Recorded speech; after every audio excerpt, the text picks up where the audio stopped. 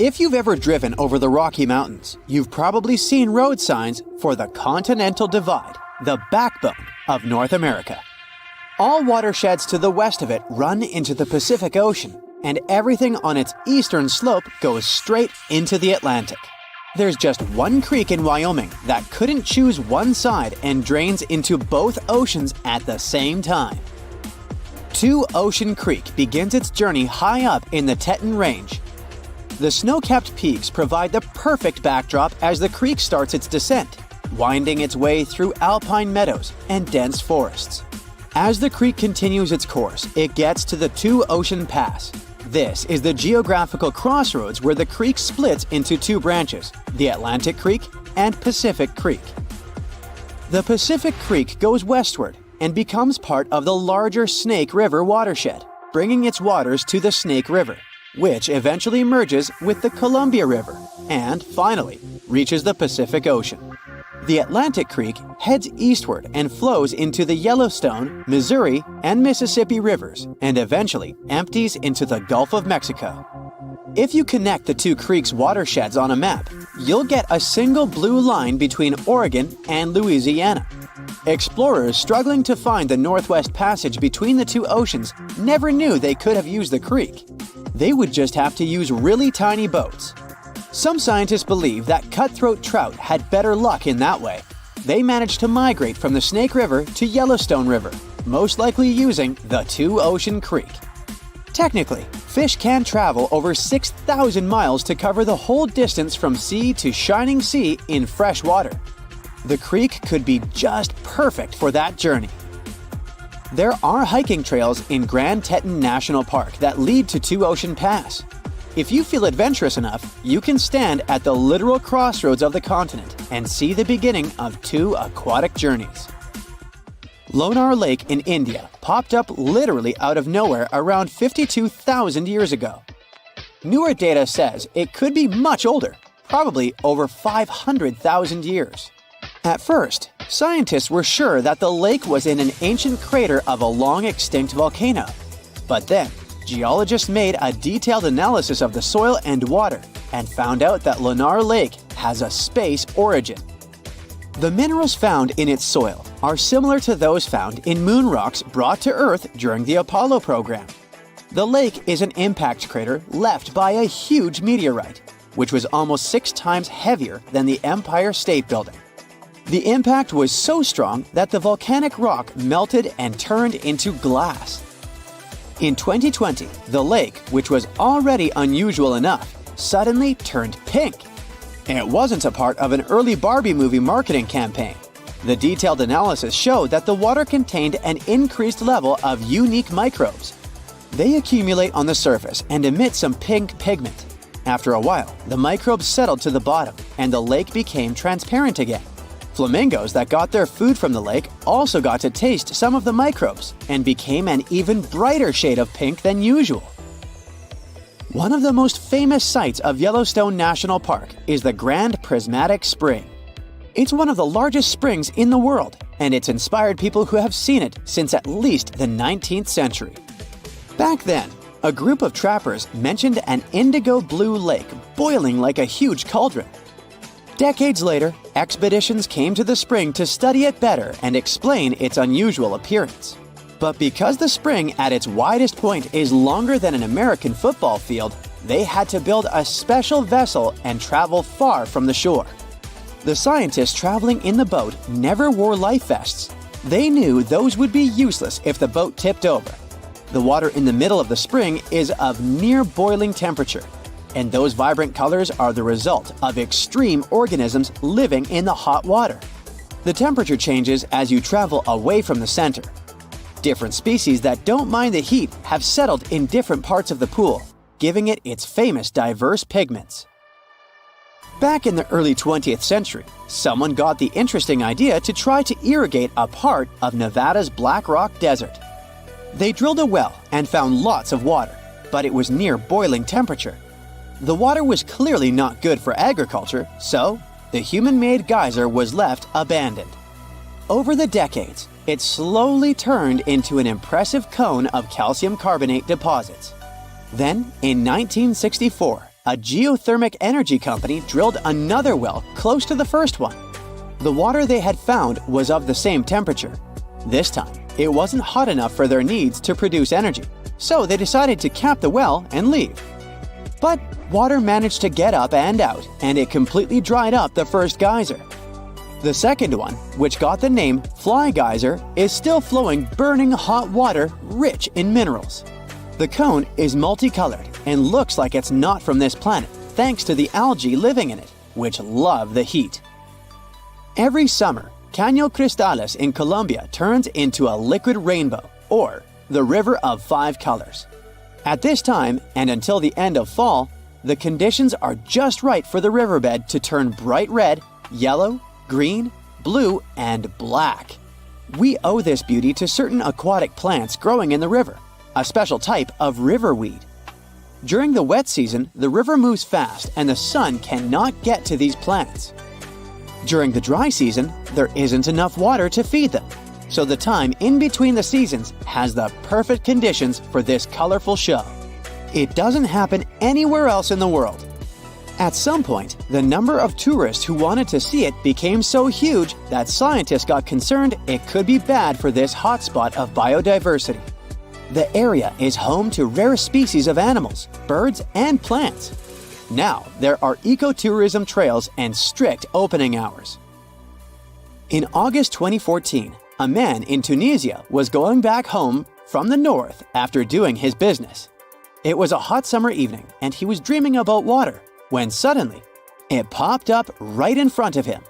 There was a whole lake in the middle of the desert, and the man was pretty sure it hadn't been there several days before. The new body of water got the nickname Mysterious Lake, and actually became a great mystery. Hundreds of people came here to swim in the clear, cool water. The lake became a popular place, but a few days later, the water turned dark green. The locals didn't care about this and continued to bathe in the lake. But when scientists and geologists arrived at the place, they announced that the water was dangerous to swim in. The lake was stagnating. It didn't refresh itself from underground streams, and the rains didn't feed it either. That's why the water became moldy and dirty. The lake contained algae and a lot of harmful bacteria dangerous to the human body. Scientists also found out that the land in this region had phosphate deposits. This substance can decay. But even that didn't stop people from bathing in the lake in the middle of the desert. How it got there remains a mystery. Some experts think that heavy rains have filled a hole in the ground with water. Another, more popular theory says that an earthquake had formed the lake. The seismic activity must have torn the Earth's crust above the water table, and then underground springs had filled the crevice. So, in theory, the lake could drain back out one day, just as suddenly as it had appeared. You rub your eyes, trying to make sense of everything.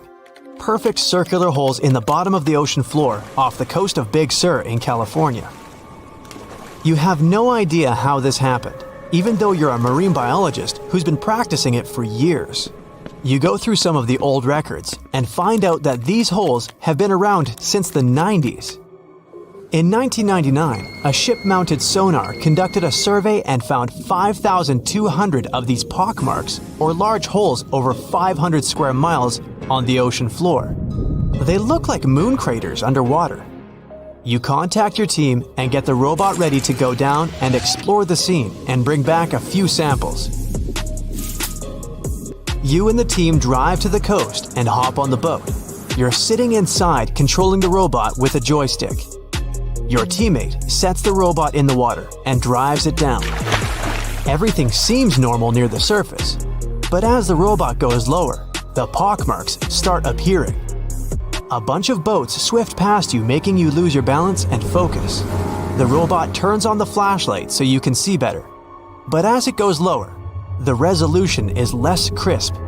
It almost reaches the bottom, and the holes are smooth and nearly perfect circular shapes.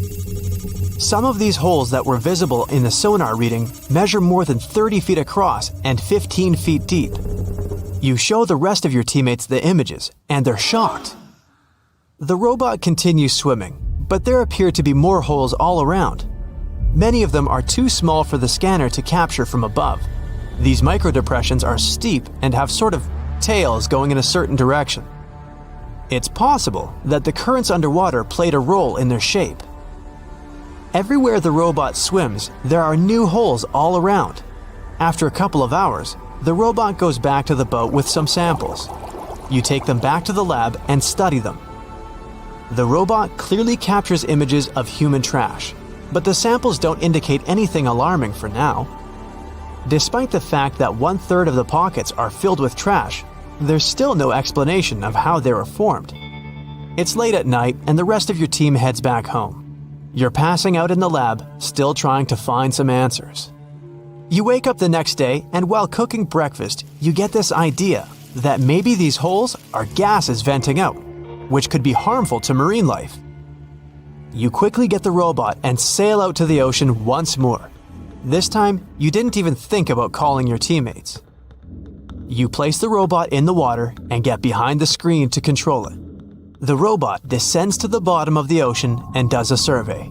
So far, the holes still seem to be covered with trash. But some of the holes have marine life dwelling inside, like fish and seaweed. After much scanning, it doesn't look like they're producing any bubbles, which means there aren't any gases venting out, but you're determined to find them. After a while, you reach one of those large pockmarks, and the robot starts scanning around. You find some bubbles coming from a source, but the robot can't reach it. It swims around trying to find a spot, but nothing. You bring the robot back to the lab and work on it. You attach some mechanical arms on it that can lift things and move them. You bring the robot back down to the same spot, but the bubbles aren't as frequent as before. You use the arms to move some of the trash and find out that the bubbles are being produced by a group of crabs chilling next to a pile of plastic. Bingo! The bad news is, you still don't have a clue why the microdepressions and pockmarks exist. As you try to control the robot to go back to the surface, an octopus wraps its tentacles around it, pulling the robot down. You struggle with the controls and push it to maximum power, but the suctions of the octopus are too strong to break off. It's a game of tug-of-war with the octopus and your robot. It takes the robot under a pile of trash, thinking it's lunch. But you use the arms to maneuver the robot out and swim back to the surface. You go back to the lab even more confused. The robot has collected more samples for you to study. Your eye is glued to your microscope, trying to figure out what's going on, but nothing. You decide to do a carbon dating test to determine how old these holes are. After a while, you check out the results and are even more stunned than before. They show that the holes are around 400,000 years old, so it's likely that human trash wasn't the cause for all this. You pull many all-nighters trying to figure out the truth. You gather your team once more and hold a small press conference about this. You claim that this may be something we should be extremely worried about, but you still can't tell them more than what you know. With all the brain work put together, you find out that the large pockmarks haven't changed or been active for more than 50,000 years. The newer holes were most likely created by human trash settling in the bottom of the ocean floor. The marine life gathered some of this trash like plastics and discarded fishing gear and created homes for themselves. This is why around 4,500 of the holes are newer and have trash in them. But it still doesn't answer why the holes appeared in the first place. You're back to square one. The only way to see what's really going on is to clear up the trash from underwater and study them. The story makes headlines in the local community and catches the attention of a cleanup crew. You organize a trip to the ocean and begin the extraction of all the trash. Many cleanup boats arrive and everyone drops down a net to collect the trash. You send down the robot once more to make sure the nets are hitting the right spot. As most of the trash is being collected, many marine life animals scramble and try to find a way to escape. Everyone makes sure not to hurt them. After a couple of weeks, all the holes are cleared up from the trash. You do another sonar scan from the surface and can see the holes clearer than before. But you still don't have an answer for this. You do some more research trying to see if any other holes appeared around the world. On the other side of the country is a mysterious blue hole off of Florida's Gulf Coast. You catch the nearest flight to Florida and make an appointment with the scientists in charge of the expedition. Blue holes are underwater sinkholes that open below the seabed. Just like on the surface, the underwater world also has sinkholes. This one is called the Green Banana and is 150 feet below, and the hole is 435 feet deep. You dive with some special gear with the rest of the team to a barren ocean floor, and the hole is right there in front of you, looking like an oasis in the desert. You and the rest of the scientists are surprised by the diverse marine life dwelling within. Some sea turtles swim past you, and even sharks. These ones don't harm humans. Halfway through, you reach a narrow path, which makes it difficult for humans to pass through. But everyone is careful. There are corals, sponges, mollusks around the corner. You collect some samples and go back to the lab. Blue holes in general are richer in nutrients than barren lands and host plenty of unique marine life. They're quite common and don't pose any sort of threat to anyone. After making the connections, you don't think the holes off the coast of California have anything to do with blue holes. The mystery goes on. In 1960, you could fish here. Today, the boats sit on sand more than 60 miles away from the water. The Aral Sea has dried up, and it wasn't an accident. Summer 2026 is likely to bring 10 to 12 massive toxic dust storms from the Aralkum, potentially the worst storm season ever recorded, and it might affect millions of people living in the region. The Aral Sea used to be the fourth largest lake on Earth. Today, most of it is just gone. The Aral Sea sits between Kazakhstan and Uzbekistan, and despite its name, it was actually a giant lake with no connection to the ocean. Two big rivers, the Amu Darya and the Sir Darya, had been feeding it for many thousands of years. Until the 1960s, when people started taking large amounts of river water to grow crops in the desert, especially cotton. Massive canals redirected the rivers, and all that water didn't have time to reach the lake. The Aral Sea started shrinking fast. The less water reached the lake, the farther the shoreline moved away.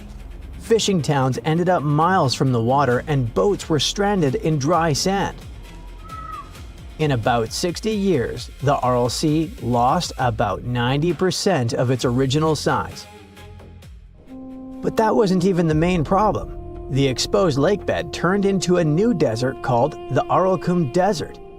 These days, it covers about 24,000 square miles. That's roughly the size of West Virginia. Winds sweep across the dry ground and pick up dust and sand. Those dust storms carry salt, chemicals, and polluted dirt into nearby towns and farms. Air quality got worse, crops stopped growing, and people started dealing with serious health problems. Now people are trying to slow down this disaster. One idea is to plant black saxaul shrubs across the dry lakebed.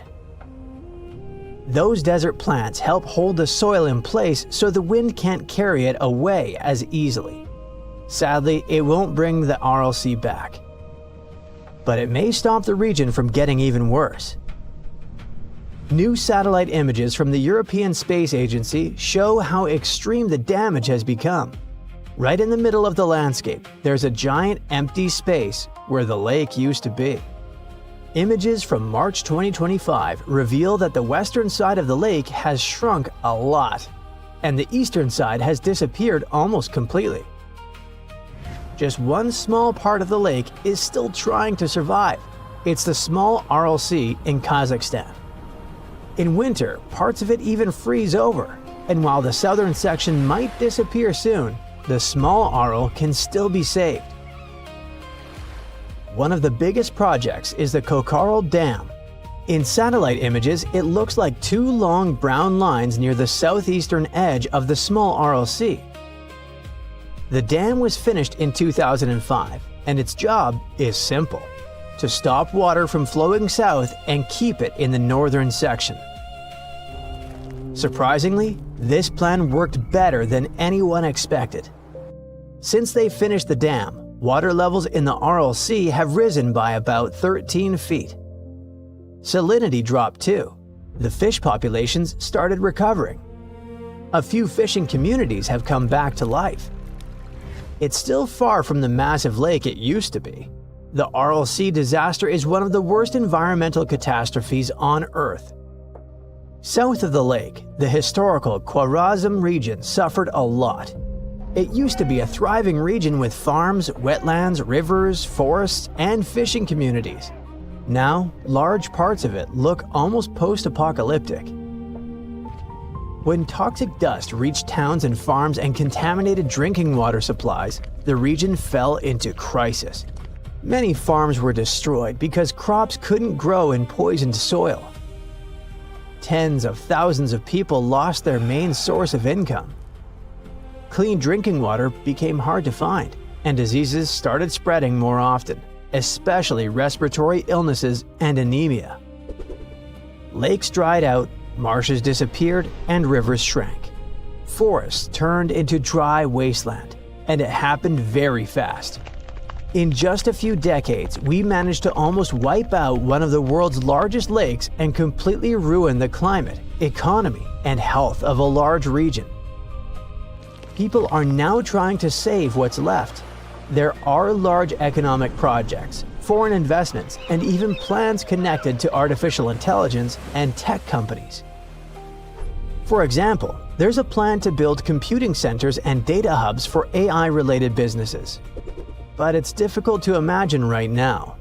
The region is still dealing with water shortages and pollution.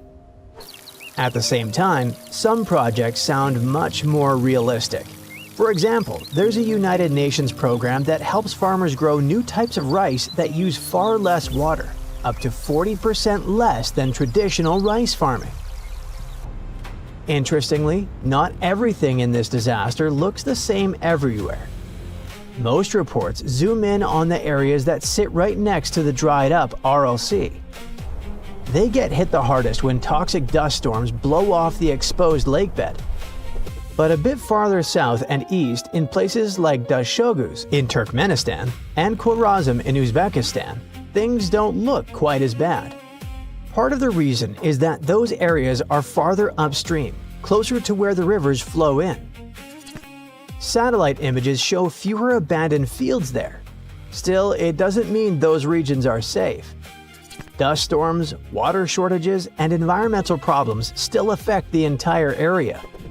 Recently, giant storms have hit Karakalpakstan, Khwarazm, and Dashoguz at the same time. And the struggle is far from over. The North Aral Sea in Kazakhstan, the part that made a partial comeback thanks to the Kokarl Dam, is now under pressure again. The water coming in through the Sirdarya River might get too weak to fight off the intense summer evaporation. Water levels could seriously drop during summer 2026. If that happens, the water will get saltier again, and fish populations will take another hit. Sadly, the Aral Sea disaster isn't unique. Many other lakes and reservoirs all over the world suffer from overuse and bad water management. Take Lake Chad in Africa. Back in the 1960s, it was one of the largest lakes on the continent. Today, around 90% of it is gone. That's what years of drought, rising temperatures, and heavy water use for farming did to the once magnificent lake. Even worse, as the water disappeared, millions of people lost fishing jobs, farmland, and drinking water. It led to the shortage of food and diseases. Many people had to move. Now look at the United States. Lake Mead, the giant reservoir behind Hoover Dam near Nevada and Arizona, has been shrinking for years. All because of a massive long-term drought and huge demand on the Colorado River. Sometimes the water got so low that people started worrying about losing the electricity from the dam, and even whether big cities would still have enough water. Unlike some other places, parts of the American Southwest reacted fast, like Las Vegas. The city kept growing really fast, but somehow it still cut water use per person almost in half since the early 2000s. One big reason? People replaced huge lawns and decorative grass with desert plants that needed way less water. The city also built special deep water intake tunnels. This way, it could still pull water from Lake Mead even if the reservoir dropped to dangerously low levels. Then there's California's Salton Sea. Its story sounds disturbingly close to the Aral Sea disaster. The Salton Sea is a giant inland lake in Southern California. For decades, water flowing off farms fed it, but then the water level dropped and huge parts of the lake bed dried out, exposing toxic ground underneath. Now winds blow dust filled with heavy metals and chemicals into nearby towns, causing heart and lung diseases. In some towns, people literally breathe toxic dust from the dried out lake bed. California has already launched a large cleanup and dust control project. Those include wetlands and soil stabilization programs, but many experts say it might already be too late. Everyone knows rivers flow downhill, always, until they don't. The Mississippi has already broken that rule, and not only once. It's already happened 3 times. The most concerning part is that the next time might be closer than you think. Think of a river like a ball rolling down a hill. It always goes where the ground tells it to go. The Mississippi rolls south. Florida's St. John's rolls north. The Ohio rolls east. The Snake River rolls west. Different directions, same rule. Gravity wins every single time. Until something stronger comes along. In the winter of 1811, something stronger did come along. The ground under the Mississippi started shaking, and it didn't stop for months. 3 massive earthquakes hit New Madrid one after another. They were so powerful that church bells rang in Boston. Just for reference, New Madrid is roughly 1,100 miles away from Boston, so that alone tells you everything. The ground rolled like ocean waves, not just shaking, but visibly rolling like the earth itself had turned to water. People hundreds of miles away were shaken out of their beds. The shaking was felt over an area 10 times larger than the famous 1906 San Francisco earthquake. 10 times. Eyewitnesses reported being thrown to the ground and unable to stand back up. The earth just kept moving. Fissures cracked open and swallowed entire cabins. Trees snapped like matchsticks or were ripped clean out of the ground. Then, a couple of months later, on February 7, 1812, the biggest one hit, and something impossible happened. The river stopped. Then it went backwards. Why? Remember that ball that always rolls downhill? Imagine someone suddenly building a giant wall at the bottom of the hill. The ball has nowhere to go, so it rolls back up. That's exactly what happened. The earth pushed the riverbed up from below, blocked the water, and the whole Mississippi reversed. Scientists call it a fluvial tsunami. A wave with nowhere to go but the wrong way. Islands disappeared underwater. Entire forests fell into the river. New lakes appeared out of nowhere.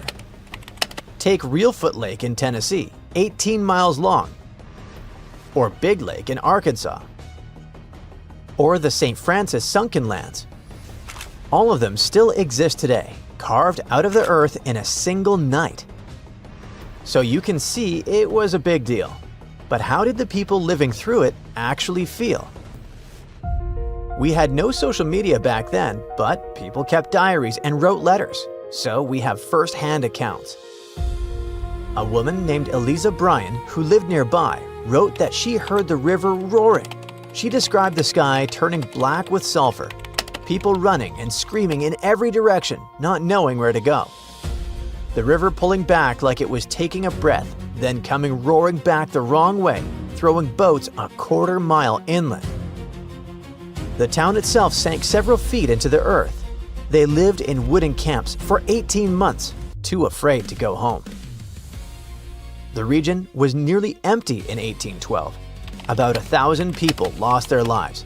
That's a lot, but it could have been far worse. By lucky coincidence, almost nobody lived there at the time.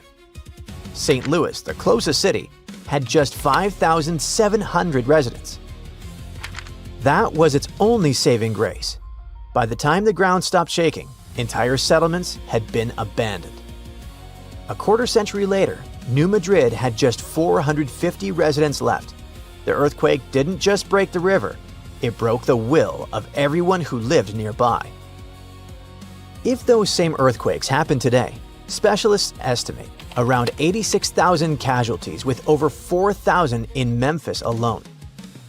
715,000 buildings damaged, 7 million people displaced, $300 billion in losses. And that's just the buildings, not the bridges, not the highways, the gas pipelines, the power grid. You'd think that would be a once-in-history kind of event. It wasn't. In 2005, Hurricane Katrina hit. The storm was so powerful it pushed so much water inland that the Mississippi reversed again. But Katrina didn't stop there. It kept going. The levees protecting New Orleans, a city that sits below sea level, buckled and broke in over 50 places. Billions of gallons of water poured in. 80% of the city went underwater. Some neighborhoods were submerged under 15 feet of water. Around 100,000 people with nowhere to go were trapped. 1,400 lives were lost. $125 billion in damage. 95,000 people lost their jobs in the 10 months that followed. The storm knocked out nearly a fifth of the entire country's oil production. It took years, in some places over a decade, to recover. And the Mississippi reversing its flow was just the opening act. Then in 2012, Hurricane Isaac did it again. The Mississippi flowed backward for 24 hours straight, a full day. And Isaac wasn't even a serious storm. It was a Category 1, the weakest kind of hurricane. A storm that barely made headlines before it hit. And still, the river ran backwards. 17,000 homes flooded, nearly 1 million households lost power, and almost $4 billion in damage from a storm most people had never heard of 2 weeks before it arrived. The impossible happened 3 times, and each time the world kept turning, filed it away as a freak event, and moved on. But here's the thing about the New Madrid fault. It didn't move on. It's still there, right now, silently ticking beneath the feet of millions of people who have never once thought about it. Scientists say there's a 25 to 40% chance it produces a major earthquake in the next 50 years. And a 7 to 10% chance of something as catastrophic as 1812. That might sound small, but think about it this way. If someone told you there was a 1 in 10 chance your house burns down before you retire, you'd do something about it. You'd at least think about it. Most people in this region don't. In fact, around 90% of residents in this area have no earthquake insurance at all. Memphis has many buildings made of unreinforced brick, the kind that crumbles in a strong earthquake. Some sources claim there are about 25,000 buildings like this, including schools, fire stations, and police stations. The very buildings you'd run to in an emergency. Almost none of them have been reinforced. According to some estimates, only about 5% of buildings in the city meet any earthquake-resistant standard. The region isn't California. Nobody there grew up doing earthquake drills. Nobody looks at the ground and wonders. And that's exactly what makes it so dangerous. California is scared of earthquakes. Memphis isn't. Memphis doesn't even think about them. And it gets worse. At least one major highway bridge and one railroad bridge crossing the Mississippi would not survive a major New Madrid earthquake, according to the U.S. Department of the Interior. Cut those bridges and you've cut the country in half. The Mississippi River is the spine of American trade. Agriculture, freight, food. Everything that moves through the middle of this country moves along or across that river. You don't just fix that in a weekend. You don't fix that in a year. So, picture this. The ground shakes, Memphis goes dark. The bridges crack and fall into the river. The gas lines rupture. Fires start that nobody can reach because the roads are gone. 11 million people between St. Louis and Memphis suddenly have no power, no clean water, no way in and no way out. And then Mississippi, running through the middle of all of it, slows, stops, and starts flowing backwards again. Not through empty wilderness this time, through the heart of a country that never saw it coming. We know it happened. We know it'll happen again. The fault has done this before. Evidence shows similar earthquakes struck the same region around 900 CE, and again in 1450. It doesn't care about our cities, our bridges, or our pipelines. It never did. It's not a question of if, it's a question of when. And right now, the answer to "Are we ready?" is simply no.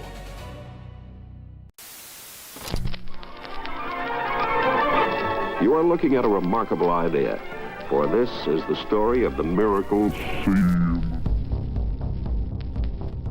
This massive lake in California is worth $540 billion, as it holds enough lithium to power over 30 trillion iPhones.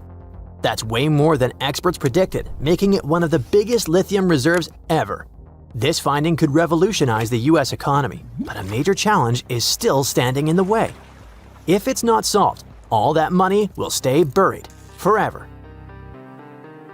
First things first, lithium. This metal is so valuable that people call it white gold, and it's unbelievably light. In fact, it's the lightest solid on Earth at room temperature. It was discovered by a Swedish chemist in 1817, and honestly, since then, we didn't really care much about lithium. This poor metal was ignored for centuries because it didn't seem to have any practical use in everyday life. I mean, sure, it's light, it's white, it's shiny. But what could we actually do with it? At some point, though, another trait of this metal started to stand out: its reactivity. Basically, it bonds really easily with other elements. But that also means something else. It can catch fire in seconds. For example, if you expose it to air, it goes through a wild oxidization reaction, and before you know it, boom, flames everywhere. This might sound like danger to you, but to scientists, it screamed Eureka! Because being super light and super reactive actually makes it the perfect material for batteries. And you get why that's a big deal nowadays, right? Batteries power almost everything around us, like smartphones, cars, and even small airplanes. Since everyone suddenly wants lithium, demand has skyrocketed, and it's not slowing down anytime soon. Back in 2021, for example, the world produced about 540,000 tons of it. But by 2030, predictions say demand could soar past 3 million tons. And here's the problem: lithium is a finite resource. There are only about 100 lithium mines in the world, mostly in Australia, Chile, and China. Sure, supply is expected to grow, but demand is climbing much faster. That means we could be facing a shortage soon. Lithium mines can keep up with today's demand, but they won't be able to do that for many more years. So that's why finding new lithium reserves today is basically like winning the lottery. In this case, the United States is one of the lucky winners. First, there's the Thacker Pass mine. This spot in Nevada might hold the largest untapped lithium reserves on the planet. To put it in perspective, some estimates say it could supply up to 1/4 of the world's lithium demand. We're talking as much as 40 million tons of this precious metal. And that might be worth over $500 billion. Right there, they'll be extracting lithium from clay. This might be challenging, since this process has never been done on such a huge scale before, but it's doable. A couple of years ago, the United States found another big win in the lithium game: the Salton Sea. This is a huge, shallow lake located in Southern California's Imperial County. At first, they announced that this spot could hold over 3.4 million tons of lithium underground. That would be enough to make more than 375 million batteries for electric vehicles. That was already huge. But then, more recently, specialists realized they had made a mistake. Actually, a good mistake. The amount of lithium there is likely much, much higher. It could hold 18 million tons of it. Now, the Salton Sea is being considered the 5th largest lithium deposit in the world. This could be a real game changer. The United States is betting big on this mineral, hoping it'll help keep the country's economy strong for decades to come. So, finding this second big source of lithium was a huge relief. It means America is one step closer to relying less on other countries. And, by the way, most of its lithium right now comes from Chile. We refer to as the Saudi Arabia of lithium. Of course, California is thrilled about this, seeing it as a potential economic windfall. The region is already being called the Saudi Arabia of lithium, or Lithium Valley, because of its potential to dominate the battery supply chain. And if it works out, it'll be a huge benefit for the state. Apparently, authorities plan to use 80% of the money from lithium extraction for local development and infrastructure. The idea is to upgrade roads, schools, and other public services. That could create a lot of new jobs for Imperial County, which is considered one of California's poorest regions. Big question: if the lithium is hiding under the lake, can they even get it out? Well, yes, at least in theory. There are two main ways companies usually extract lithium. The first is the old-school method, open pit mining, where the rock is dug up, crushed, and processed. That's what they do at Thacker Pass, for example. They use massive hydraulic shovels to dig the metal out of the clay. Then there are evaporation ponds. Here, they pump lithium-rich brine to the surface and let the water evaporate, leaving the metal behind. The problem with both methods is that they use tons of water and can cause a lot of contamination and waste. At the Salton Sea in California, things work a little differently. Instead of giant pits or evaporation ponds, companies are using the area's natural geothermal power to pull it out in a cleaner way. This method is called direct lithium extraction. And here's how it works. Near the lake, there are already 11 geothermal power plants that pump up super hot mineral-rich brine from underground. Normally, that brine is just used to make steam, which spins turbines to generate electricity. But now, companies are figuring out how to pull the lithium out of that same brine before sending it back underground. Since they're already pumping the brine for energy, collecting the lithium doesn't need any extra digging or big ponds. So it avoids most of the water waste and pollution you get with old methods. It's like getting clean energy and battery materials at the same time, but with way less impact on the environment. This method sounds brilliant and totally doable, but it also comes with challenges that won't be easy to overcome. Sure, people call it environmentally friendly, but that's only when you compare it to other ways of getting lithium. This method still raises concerns about water use. People in California are already dealing with shortages, and large-scale lithium extraction could put even more pressure on the region's limited water supply. The Salton Sea itself is shrinking fast. Water levels have dropped by more than 9 feet over the past 25 years. That creates a huge problem. Less water means more exposed lakebed. And the sediments there can contain harmful materials. As the lake shrinks, that exposed lakebed dries out and turns to dust. And that dust doesn't just sit there. The wind picks it up and blows it into the air. Now, the Salton Sea's shrinking shoreline is releasing toxic dust into the air. And that dust has been linked to increasing rates of respiratory problems among local residents. Authorities are already taking steps to reverse the situation by adding water to the dry parts of the Salton Sea. They're filling shallow ponds near the lake to make new wetlands. Their goal is to create a safe habitat for fish and birds, and to help keep that toxic dust under control. Some people worry that digging up all this white gold could make the Salton Sea shrink even faster and undo years of restoration work. For now, studies show geothermal plants only use about 4% of the region's water supply, but researchers still don't know if expanding these operations could end up making the water problem worse. So, what happens next? It's too soon to say, but one thing's for sure: we will need a lot more research to understand what this all means, not just for the Salton Sea, but for the future of the U.S. economy. There's a stretch of water that even the most experienced explorers fear. No matter what season you choose to cross it in, you risk meeting face-to-face with waves that can reach as tall as the Hollywood sign. I'm talking about the Drake Passage, the waterway connecting the Pacific Ocean to the Atlantic Ocean, stretching from Cape Horn at South America's southernmost tip to Antarctica's South Shetland Islands. It's about as wide as the distance from London to Berlin and takes up to 48 hours to cross. Some sailors compare getting on the other side to going to the moon. That's how challenging it is. Even the man who discovered it, Sir Francis Drake, never sailed these waters because they seemed too dangerous to him and opted for a calmer, although longer, Strait of Magellan. The passage took the lives of around 20,000 sailors and over 800 ships.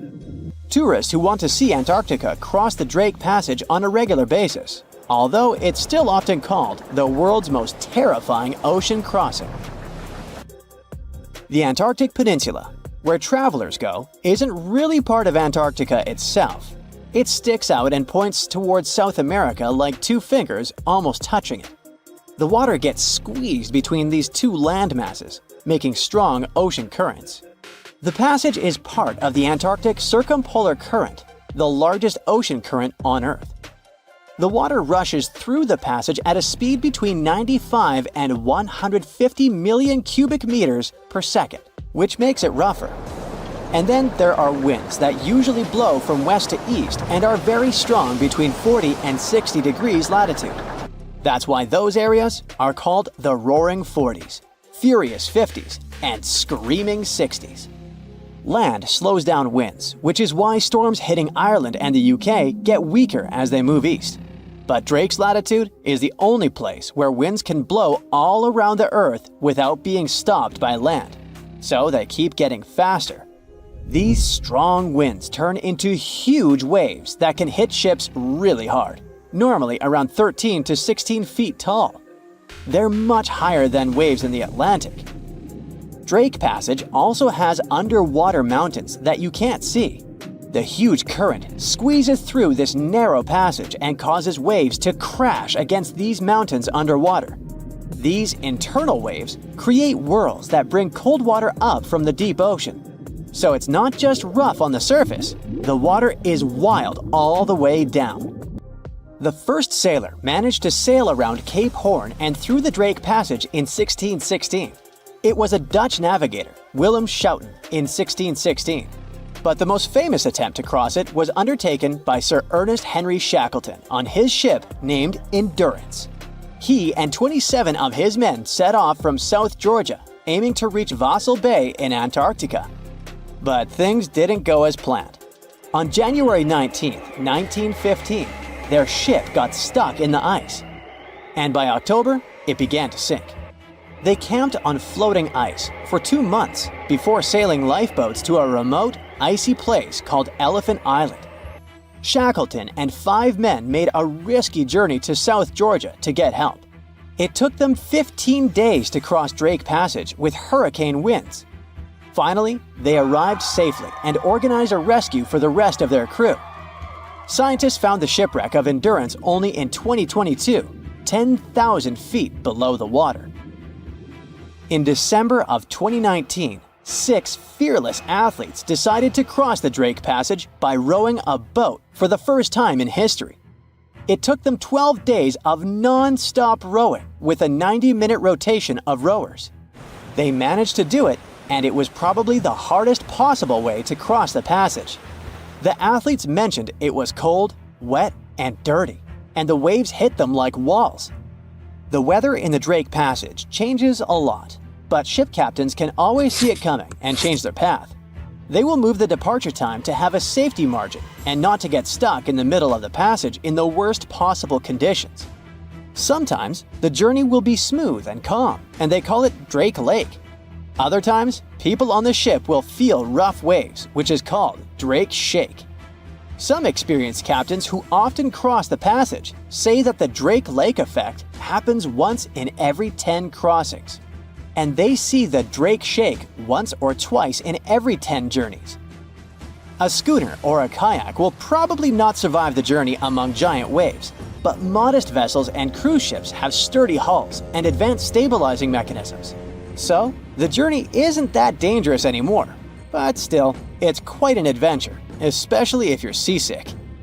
If you don't feel like risking it but want to travel from the Pacific Ocean to the Atlantic Ocean by water the fast way, the Panama Canal is waiting for you.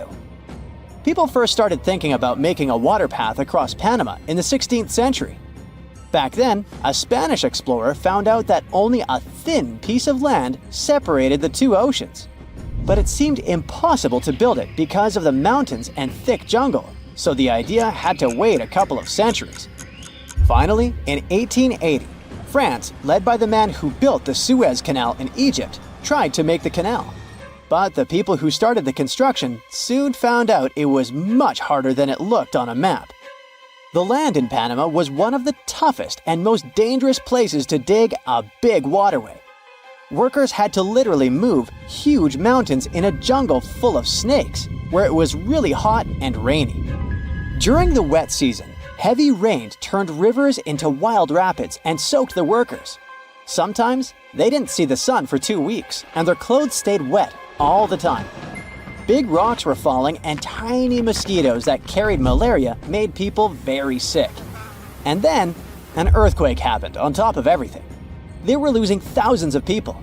That's why France decided to abandon the project after 7 years.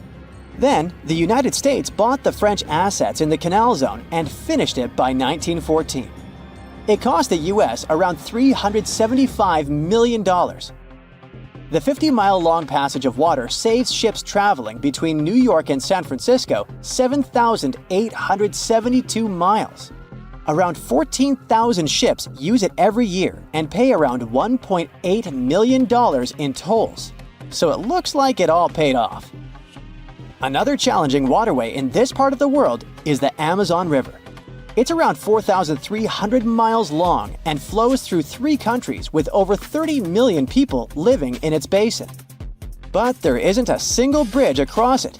The river has many marshes and soft soils, so engineers would need to build very long bridges and very deep foundations, which costs a lot of money.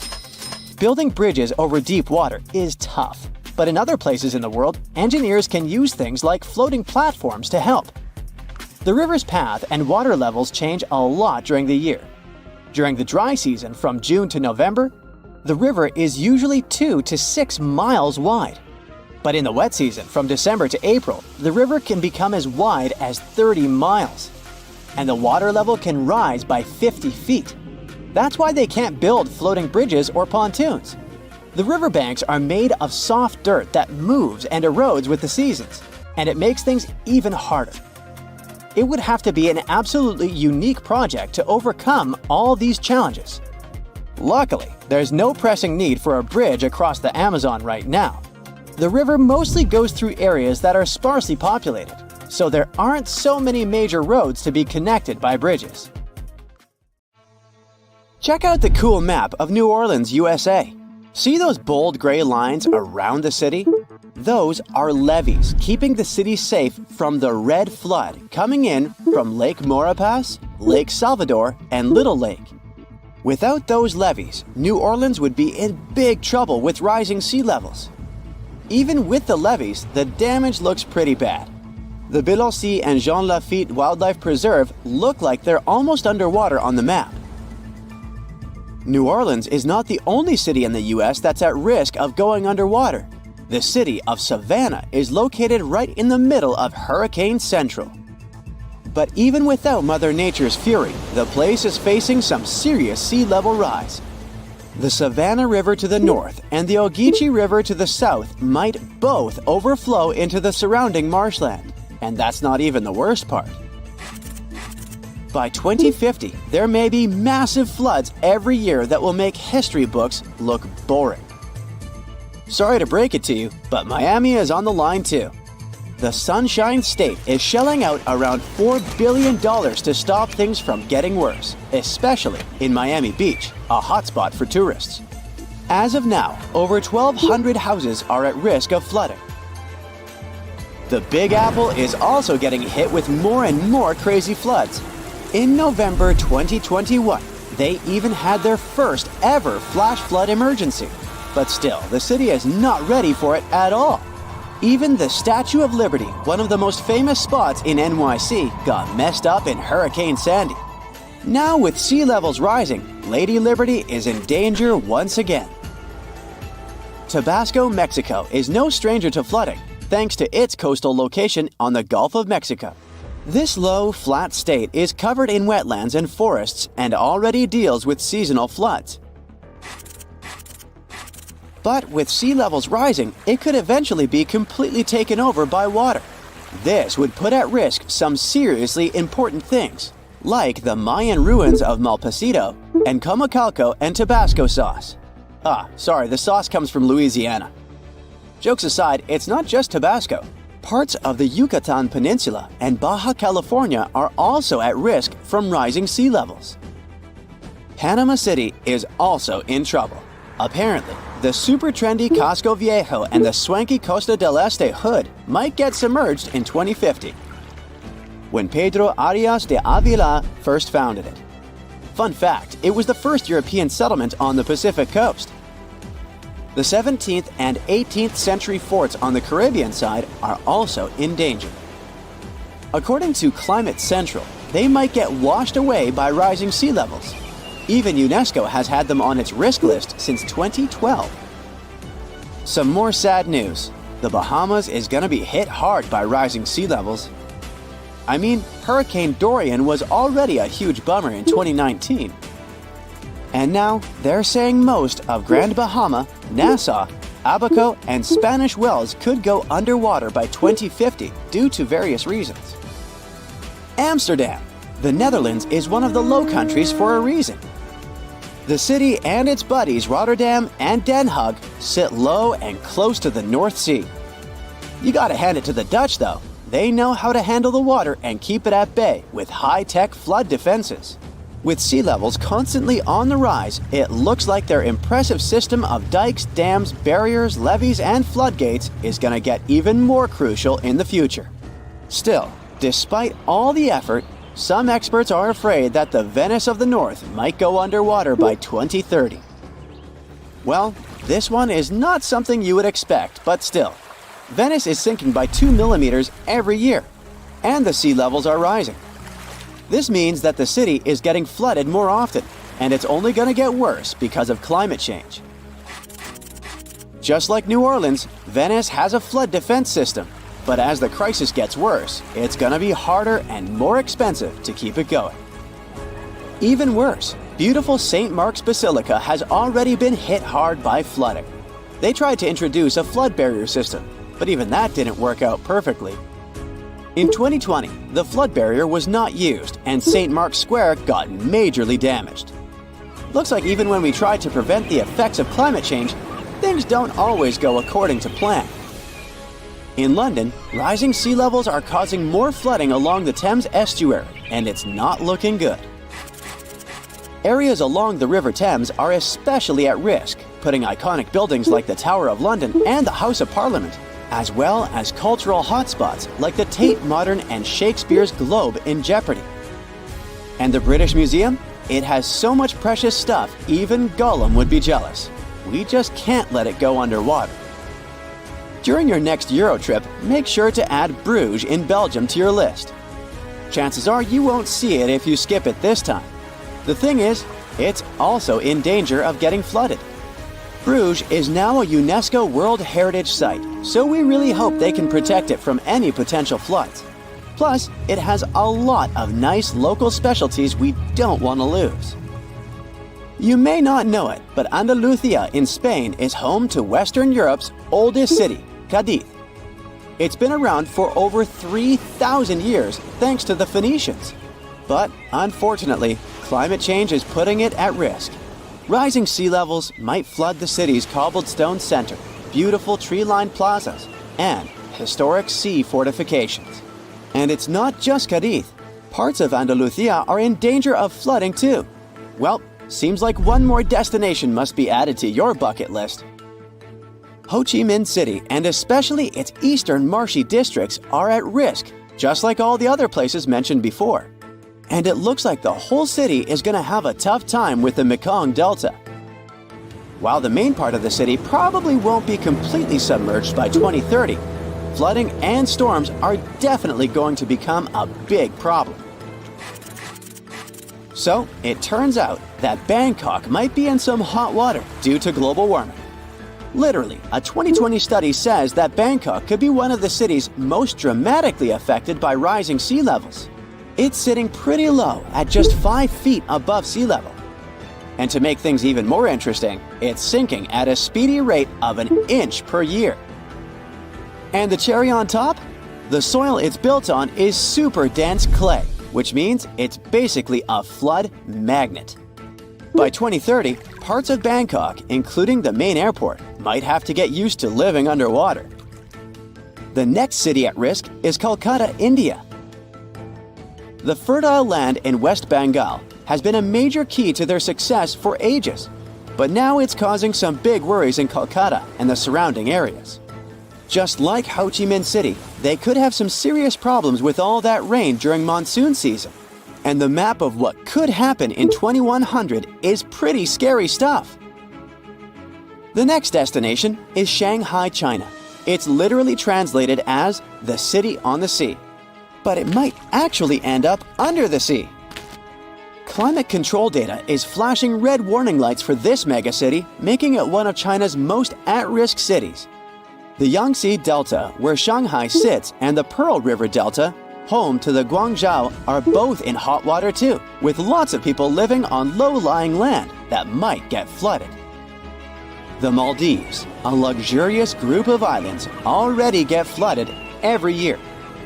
Experts think they might lose 80 or even more % of their islands in the next 30 years.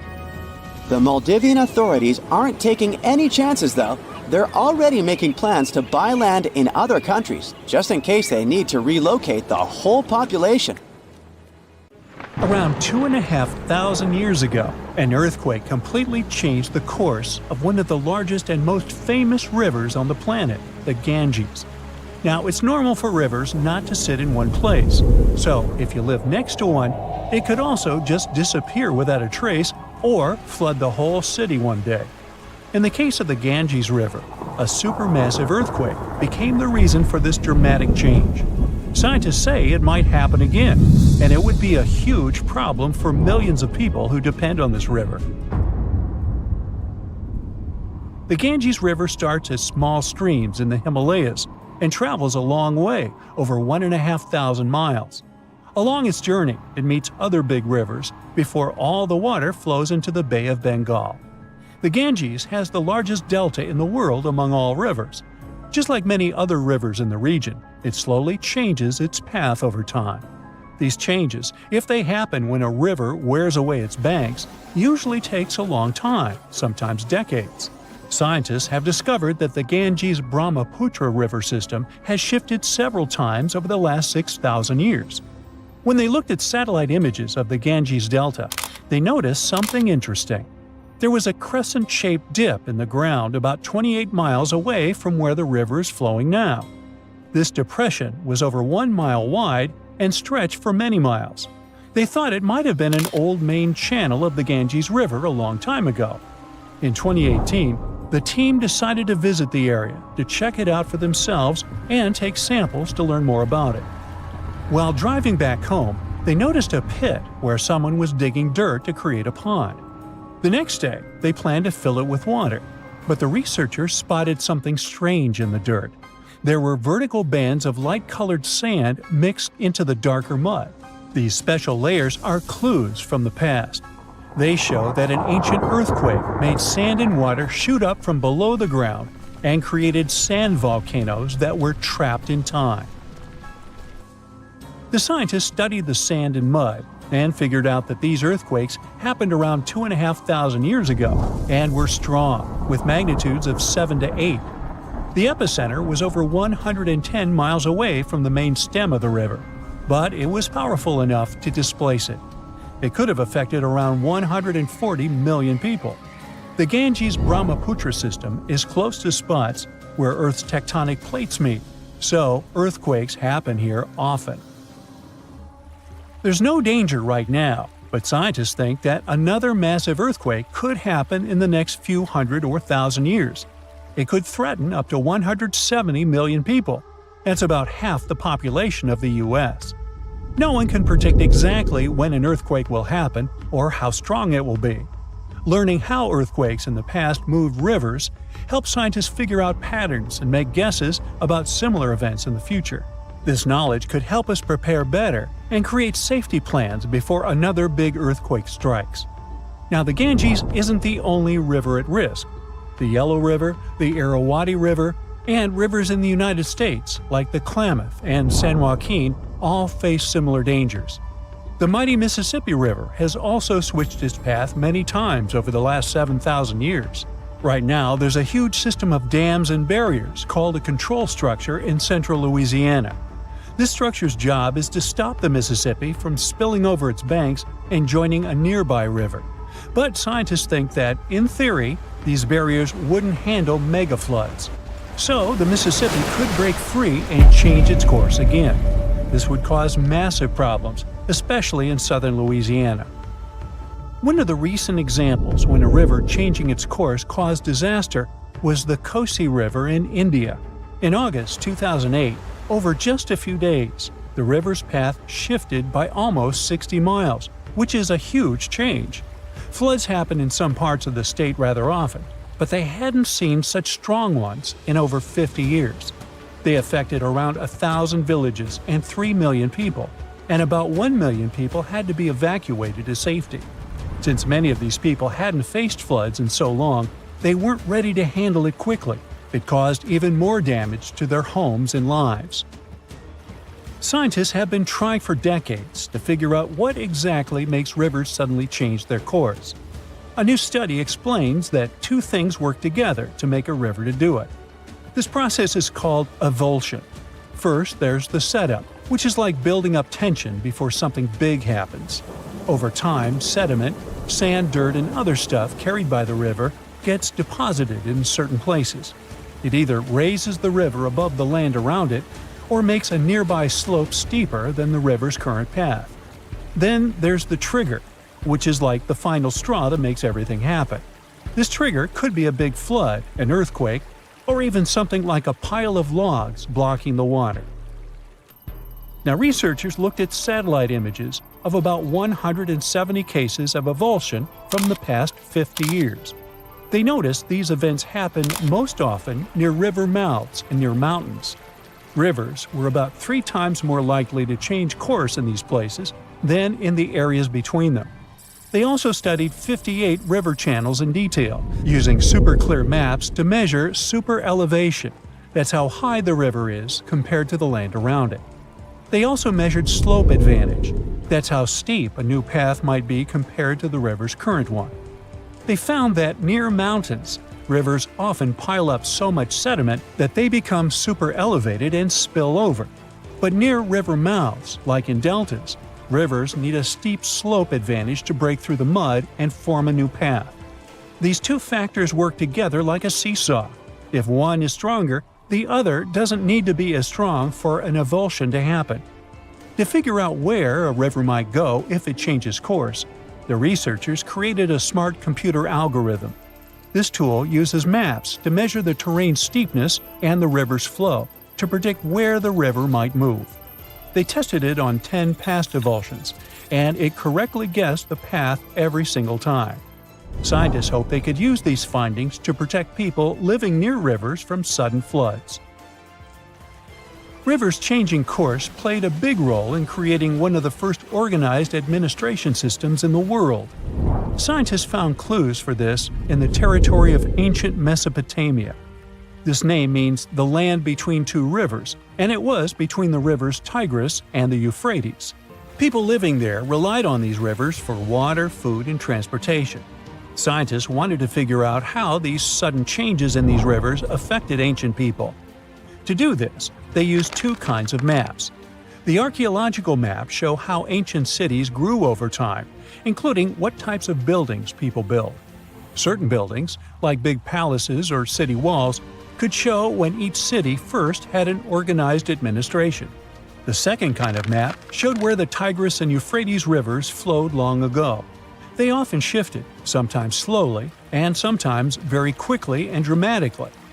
Around the year 5000 BCE, Mesopotamia started to become drier, and farming became harder. Farmers had to grow their crops near rivers, where they could use the natural floods to water their fields or dig little channels to bring river water to their plants. Because farming was so important, towns and cities grew near the rivers too, so people could stay close to their food. But when a river suddenly changed its course, people didn't give up. They worked together to dig long canals to bring water from the new river path back to their fields. The canals helped them get water again, and the administration buildings showed they were organizing as a community to solve big problems together. Imagine you're driving across a bridge to visit a friend. The next day, you get in your car to go back, but there is no longer a river under the bridge you drove across yesterday. Believe it or not, this is exactly what happened to people in the south of Honduras when Category 5 Hurricane Mitch hit in October 1998. Choluteca Bridge, which the local authorities reconstructed earlier that year, was left in the dry, as the river now flowed around it, not under it. The structure soon became famous online as the Bridge to Nowhere. This waterway shifted its course overnight, but it normally happens over longer spans of time. A river will stop flowing straight when there is even the tiniest change in the landscape around it. Even something as tiny as a mouse can weaken a riverbank. Imagine a family of mice decides to start a home somewhere by the river and digs a cozy hole. Over time, water gets inside this hole and starts washing away any loose soil. Give it a couple of centuries, and the river will now have a bend in this place. And if you're worried about the mice family, don't be, because they moved out a long time before the water flooded their home. Things happen even faster for small streams because, well, their beds are also smaller. The current breaks down stones, the ground takes them in, and voila, a riverbed or bottom is formed. The current is the strongest in the middle of the waterway, and its power directly shapes the riverbed. The water flowing through rivers is full of soil and other particles. All this stuff goes from the spring into the mouth of a river and into Earth's oceans. In some cases, these particles build up at some point, and that's how new beaches, probably including your favorite, are born from fine-grained sand. On the other side of the river, the flow of water is much faster, so this fast-moving current literally slams against the next bank. Then the process of erosion starts all over again. River erosion is what happens when the flowing water takes away soil. And I have to tell you, things go super fast there. That water is so energetic, it can even carve into rocks, creating a canyon. If the riverbanks consist of loose material, such as humus, that's the soil you plant a flower in, then it is easier for the flowing water to erode it. Rivers in the plains are often wide and slow because there's little resistance from the ground around them. So you don't have to worry about waves tipping over your boat on a flatland river. In the mountains, streams quickly wash away all the surface soil and gravel, revealing the bedrock beneath them. It's tightly bound, so mountain streams are literally set in stone, as they cannot wash away this bedrock. So we have erosion to blame for waterways changing their course, and also mountains and hills. When a stream reaches a mountain or simply a rock, it has two choices: to flow around it or carve its way through it. In flatlands, rivers don't have any natural competition, so they choose a more winding path. All this twisting and turning increases the river's total length from the source to the mouth. One such example is the mighty Mississippi River in the U.S. It has a lot of curves and bends, which are called meanders. In the last century and a half alone, the Mississippi changed its course several times. The last major case was in 1876 when it left the historic city of Vicksburg in the dry. 2 years later, a team of American engineers came to the area to construct the Yazoo Diversion Canal, which took 25 years to complete. Thanks to it, ships could once again sail to Vicksburg, reviving the town's economy. What happened in this southern U.S. town in the 19th century is an ordinary natural consequence of river erosion. The bends in a waterway grow sharper over time, making the water flow faster. This speeds up erosion, and individual bends slowly start approaching each other to the point they merge. When this happens, the river straightens up overnight, leaving a lake in the form of a horseshoe in the place where the bend was. This newly formed body of water is called an oxbow lake. These still water lakes either dry up, since they're no longer fed by a spring, or they turn into swamps. In some cases, humans use them as water meadows used for agriculture. Lake Shakot in Arkansas is the largest oxbow lake in North America, formed by the Mississippi several centuries ago. The source of the Mississippi is a lake in Minnesota, but a river can also start when two other watercourses become one, or when the water simply bubbles up from under the ground. Even melting snow can feed a river, like the Amazon gets its water from the Andes. Determining the source of a waterway can be tricky, so the debate about whether Amazon or the Nile is longer is still ongoing. What scientists know for certain is that the Amazon carries more water than any other river. 1/5 of all the fresh water that enters Earth's oceans comes from this South American river. When you look at the Amazon River on a map, you'll notice how it flows from Peru to Brazil, that is, from the west to the east. This direction might seem odd when you compare it to the Mississippi, which flows to the south on the map. It's so confusing because you probably know rivers flow down, affected by gravity, but down doesn't automatically mean south. Running water will try to find the easiest route down, so there are no rules in terms of cardinal directions.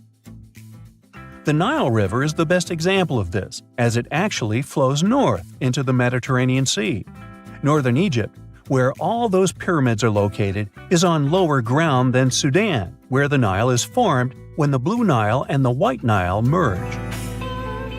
Ob in northern Asia and the Mackenzie River in Canada both flow northwest, while the Yellow River in East Asia flows in the same direction as Amazon, to the east into the Pacific Ocean. These major rivers are some of the best examples that a stream doesn't have to flow from the north to the south. Gravity is the only important factor that determines which way a stream will flow, as running water is all the time pulled downwards. The flow of water is faster on steeper slopes. When there's a sudden drop in the flow, waterfalls form. Angel Falls in Venezuela is the highest waterfall on the planet, with water dropping from a height of 2,600 feet. Watch your step. In a waterfall, the falling water can easily reach the speed of a Thompson's gazelle, but as a river approaches the end of its journey, it slows down significantly. The stream doesn't have enough energy to cut into the nearby land. All the sediment it has picked up along the way, such as sandstone, slows it down. At the place where a river meets the ocean or a lake, it gets rid of this sediment along its banks, creating a delta, an area rich in fertile soil. The Ganges in India has the biggest delta in the world, several hundred miles wide and visible from space. The Amazon, on the other side, doesn't have a true delta because the strong currents of the Atlantic Ocean wash away everything the torrent brings. The deepest section of the riverbed that runs along its middle is called a channel. This is where the current is the strongest, so ships travel on top of these channels. When engineers want to expand a waterway, they simply dig a deeper channel and voila, larger ships can now pass. This is just one way humans alter watercourses. We often strengthen the banks of a river to prevent erosion or build dams that stop or divert the flow of water. The oldest operational dam on the planet dates back to the time of Egyptian pharaohs. It was, of course, the first damn thing. Ever wonder why, despite all our advancements in technology and science, there's a vast expanse of our own planet that we barely know about? Believe it or not, over 80% of our oceans remain uncharted territory. It's as if we've got this massive aquatic playground in our backyard, and we've barely scratched the surface. Also, did you know that only about 7% of our oceans have a special tag called Marine Protected Areas, or MPAs? How come this colossal body of water that envelops most of our planet is also among the most vulnerable and misunderstood spaces in the universe? Pressure has a lot to do with it. Our deep ocean is a beast of a place with no visibility, freezing temperatures, and pressure that's so intense that in certain areas it would make you feel like you're having the weight of 50 jumbo jets on your body. No wonder we're having an easier time sending people into space than to the bottom of the ocean. The deeper you go into the waters, the more pressure piles up. But let's not forget we have tech on our side, right? Scientists now use these cool satellite technologies that track the color of the ocean to check how much phytoplankton is there, for example. Why is this important, you might ask? Because these little plant-like critters are actually pretty major players in our big blue oceans.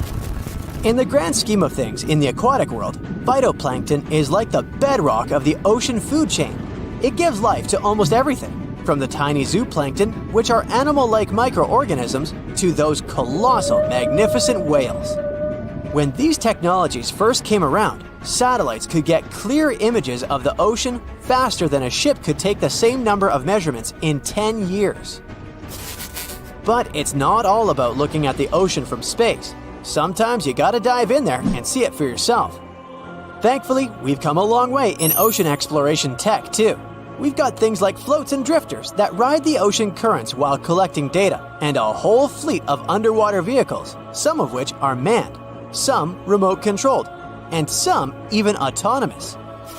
Remember James Cameron, the guy who made the movie Titanic? He's super into exploring the ocean, and in 2012, he set a record by going down to the Mariana Trench in a vertical torpedo sub. He thinks there's nothing like being in the ocean and experiencing it firsthand. Other companies use a mix of technologies for their ocean explorations. It led them to discover amazing stuff like a deep-sea coral reef near Morocco, the only one still growing in the Mediterranean Sea. They've also discovered new species and documented ones previously thought to live only in the Atlantic. These efforts have convinced local authorities to declare some places as marine parks. As with most scientific areas, the road isn't without its bumps. These expeditions can cost quite a lot, and the lack of detailed maps and data only adds to the challenge. We can't always rely on bathymetric information, meaning the study of the ocean floor, because it's often not available. And that's the tricky part. We need to explore more to know more, but getting the funds for these kinds of projects can be tough when there are so many unknown variables. One particular company's explorations have helped protect nearly 4 million square miles of ocean so far. The data they collect during their expeditions is invaluable. It's used to identify new species, locate vulnerable habitats, and even show where threatened species are being overlooked. Their work helps dismiss excuses from local authorities who claim they lack the necessary information to establish more MPAs. The same company supports a goal known as 30 by 30, aiming to protect 30% of our oceans by 2030. It's a big target, and there's a long road ahead, but ongoing ocean exploration can provide the proof needed to keep more of our oceans safe. We also need to set aside areas for protection and research, even when we don't have all the facts just yet.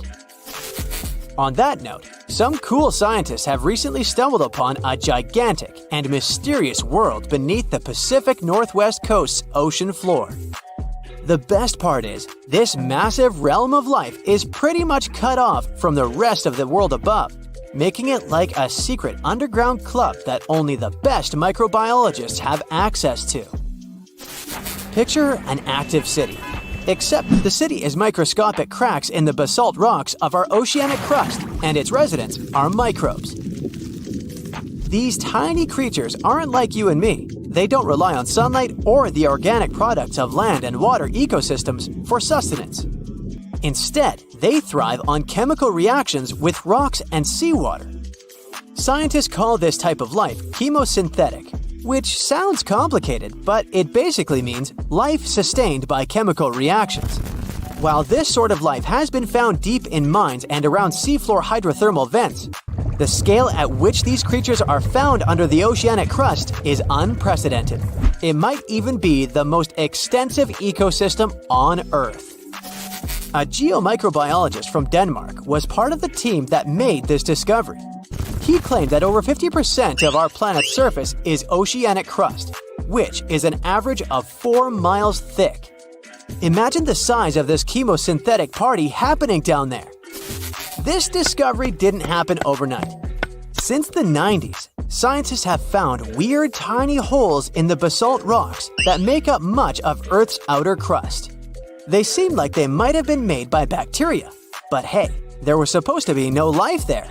I mean, imagine trying to survive in a place that's hot, deep, dark, dense, and mostly devoid of the organic compounds we need for life. Yet, here they are. In the following years, more pieces of the puzzle fell into place. Scientists found that the oceanic crusts had different conditions at the centers and edges. At the centers, rocks are jam-packed with energy-rich compounds that support these tiny life forms. But by the time they reach the edges, these chemicals are all gone. Fast forward to now, and it's time to put the puzzle together. A microbial ecologist from the University of North Carolina worked on this research and says we now have solid evidence of microbial life in the cracks and crevices of deep ocean basalt. The next question scientists asked was, how far does this life extend? Researchers collected samples of crust from a plate roughly 120 miles off of Washington's coast, drilling deep beneath the ocean's surface. What they found down there was remarkable. The life down there runs on a unique fuel, hydrogen. Yep, in the absence of sunlight, hydrogen provides the energy for all their biological processes. These microbes use hydrogen to transform carbon dioxide into organic matter. This matter and other byproducts, like methane, then fuel other organisms, creating a network of life. Of course, the life down there isn't as complex as the one we know up here. Scientists doubt there will be any multicellular life under the ocean because it's too hot and energy poor. But hey, who knows? This universe under our oceans still has a lot to reveal. This whole thing is significant for many reasons. First, it confirms that life can exist in places without oxygen, which changes our perspective on where we can find life. This makes us wonder if life could exist under similar conditions on other planets, where surface conditions might be too harsh. The implications on Earth are also profound. If a large portion of life exists in the oceanic crust, then our understanding of life on our own planet could be completely changed. This exciting discovery stretches our understanding of life and prompts us to keep exploring the mysterious depths of our oceans, pushing the limits of our understanding. NASA is also in on the whole deep sea exploration project. Why? Shouldn't they be preoccupied with outer space? Because they're hoping to find hints about what the oceans on other planets might look like. NASA specialists are really hopeful that by unearthing underwater secrets, we can solve some of the big questions about space. Plus, they're testing some nifty equipment for future journeys across our solar system. On a sunny day, a man was diving in shallow waters near South Africa. At one point, he saw something that didn't catch his eye at first. A pile of shells that looked as if it had been put together. Maybe by some other diver, he must have told himself. But out of all these shells came the most unusual of creatures, an octopus. The gorgeous underwater animal looked straight at the man before swimming away. Impressed by his new acquaintance, the diver started visiting the octopus every day. He watched it use shells and seaweed to protect itself and learned how it hunted and cared for its eggs. All these encounters became the basis for a now famous documentary. In the movie, the diver wanted to study the relationship between a wild octopus and its observer. Initially, the octopus was a bit too shy to let the man get close. But over time, it began to trust him and even explored his body. At one point, the octopus even rested on the diver's chest. The man soon began to look at the underwater creature as his octopus friend. Sure, the documentary did make it look like a true friendship, but that was most likely because of all the close-ups and eerie music.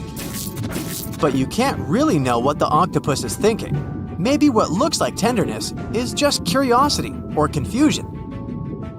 Maybe an apparent hug is really just a defense mechanism. Some people may love octopuses, but can they really be friends with a human? Until they learn to talk, I guess we'll never know. That doesn't make an octopus less of an interesting creature, though. Apart from those quirky sets of tentacles, obviously, octopuses have another characteristic that sets them apart from other sea creatures.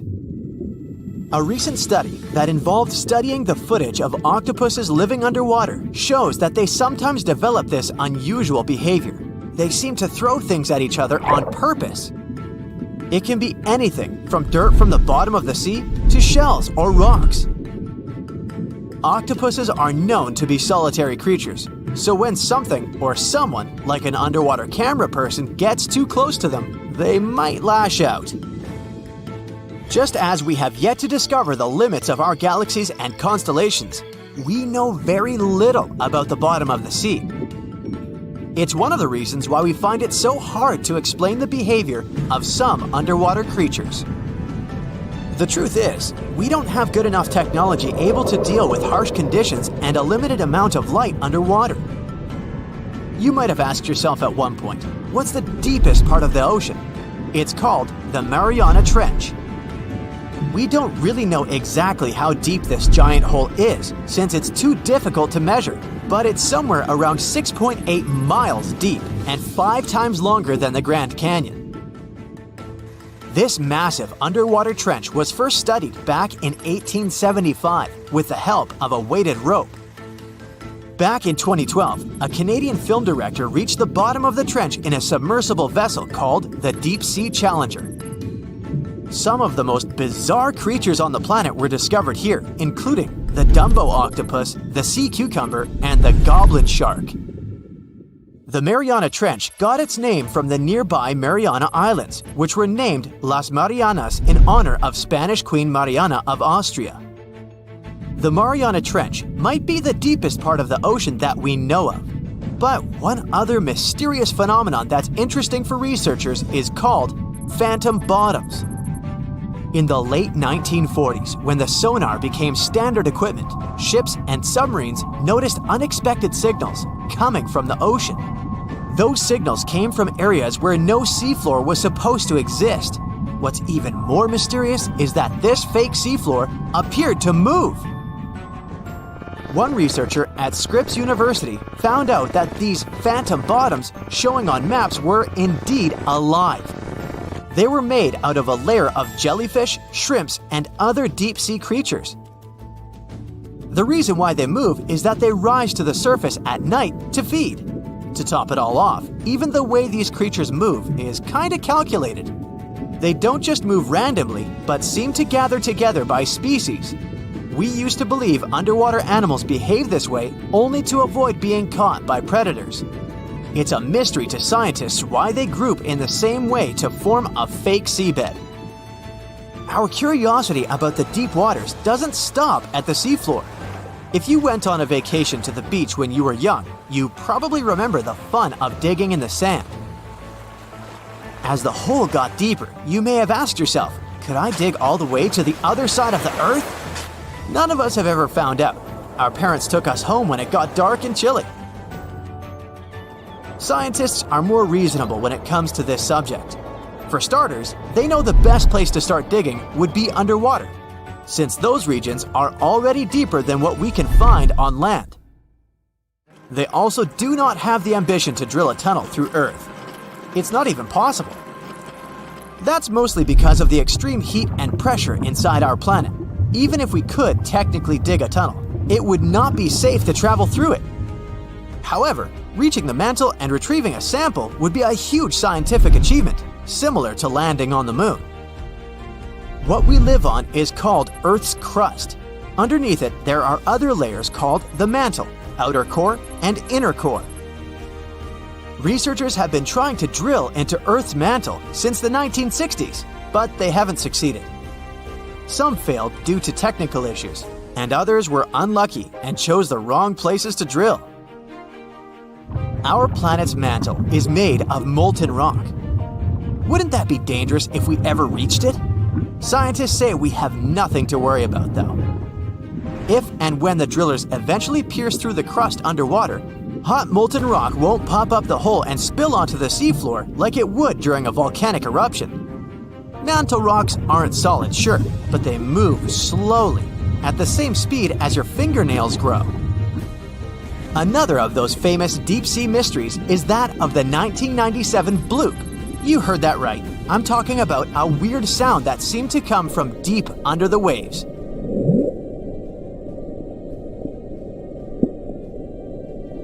People heard it in the South Pacific. No one had ever recounted a sound like that before.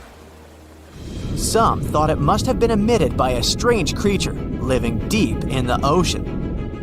It didn't help that the noise came from a location mentioned in a story by famous writer H.P. Lovecraft. In his story, it was a creature called Cthulhu that lived there. In the novel, the author described it as a large, human-like monster with tentacles on its face and wings on its back. For many years, people tried to figure out where the noise came from. It wasn't until 2005 that they concluded it was from icebergs breaking off of glaciers. Some people still don't believe that this explanation truly makes sense and are searching for a different reason for the bloop. If creatures living outside of our planet ever decided to come to visit, you wouldn't expect them to go straight to the bottom of the sea, right? Well, some people claim there's a sort of spaceship on the ocean floor, discovered in 2011. It's basically an oval-shaped object located on the bottom of the Baltic Sea. In 2012, a team of divers explored the anomaly and found what appeared to be a staircase and other structures on its surface. This only added to the belief that the large object had been made by someone and wasn't just a natural phenomenon. Even more bizarre, close to the unidentified anomaly, the explorers' electrical equipment, like sonar instruments and satellite phones, started to malfunction. Some scientists believe it just to be a glacial deposit or some other natural formation, but they still don't know for sure what it is. If all the volcanoes on Earth suddenly erupted together, it'd be loud. We'd also have around 1,500 of these formations bursting at once. Now, normally it's just 10 to 20 volcanoes that are active each day. But what would the world look like if they all blew their tops simultaneously? Geologists think it wouldn't be pretty. Even if only the land volcanoes erupted together, it would set off a chain reaction way worse than anything we've ever seen before. The two big problems would be ash and volcanic gases. While the explosions in lava would be damaging for people nearby, the real danger lies in what happens next. A thick layer of ash would cover the planet, blocking out sunlight completely. No sunlight means no photosynthesis, which means crops would fade away and temperatures would drop considerably. And all this ash cloud could remain in our atmosphere for up to 10 years. Now, ash aside, there's also acid rain to worry about. Volcanic gases like hydrochloric acid and sulfur dioxide would mix with the atmosphere and fall back down as acid rain. This type of weather would harm the groundwater and ocean surfaces. Even if humans would find a way to survive up to this point, we'd have no corals and no other sea creatures around. Scientists have seen similar events in Earth's history at a smaller scale. Big volcanic eruptions have been linked to mass extinctions. When Mount Pinatubo erupted in 1991, it cooled parts of the world for 2 years. But the extra carbon dioxide from these eruptions could also heat the planet, the same way we turn our stoves to broil for that extra crispy layer on our casserole. Geologists also mentioned that there's evidence in our atmosphere that stuff like this may have happened in the distant past. During the Cretaceous period, carbon dioxide levels were way higher than today, which made it difficult for marine life to thrive.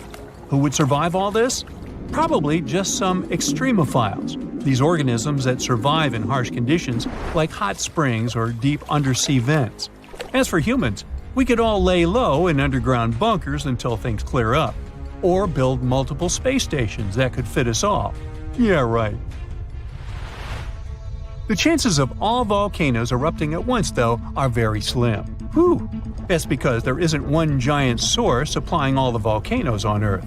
Each one of these openings has its own deposit of magma, except for a few cases where they indeed share the supply.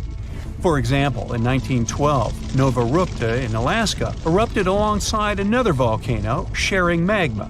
Scientists have also found evidence of magma hiding under volcanic areas, like under the Taupau volcanic zone in New Zealand. This magma can spread out horizontally for long distances, but it's still just a local feature. Even if we consider all the magma under Taupau as one system, it's not connected to other volcanic areas like Indonesia or the Philippines. Because the great majority are isolated, volcanoes can't sync up to erupt at once. The magma comes from different processes like mantle decompression or adding water to the mantle through subduction.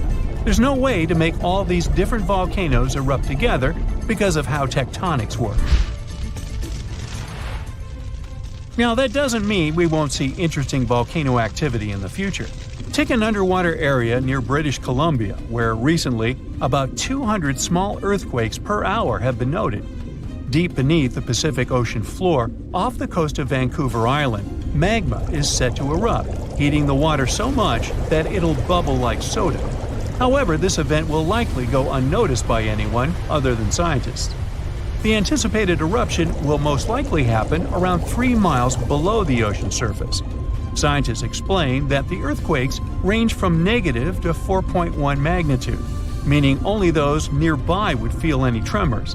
This unusual activity gives us a rare opportunity to study how the Earth's crust forms. The magma beneath the ocean floor is estimated to be almost 1,500 degrees Fahrenheit, but will cool rapidly upon eruption and contact with water. This runny rock will solidify upon contact with the seafloor, turning black quickly.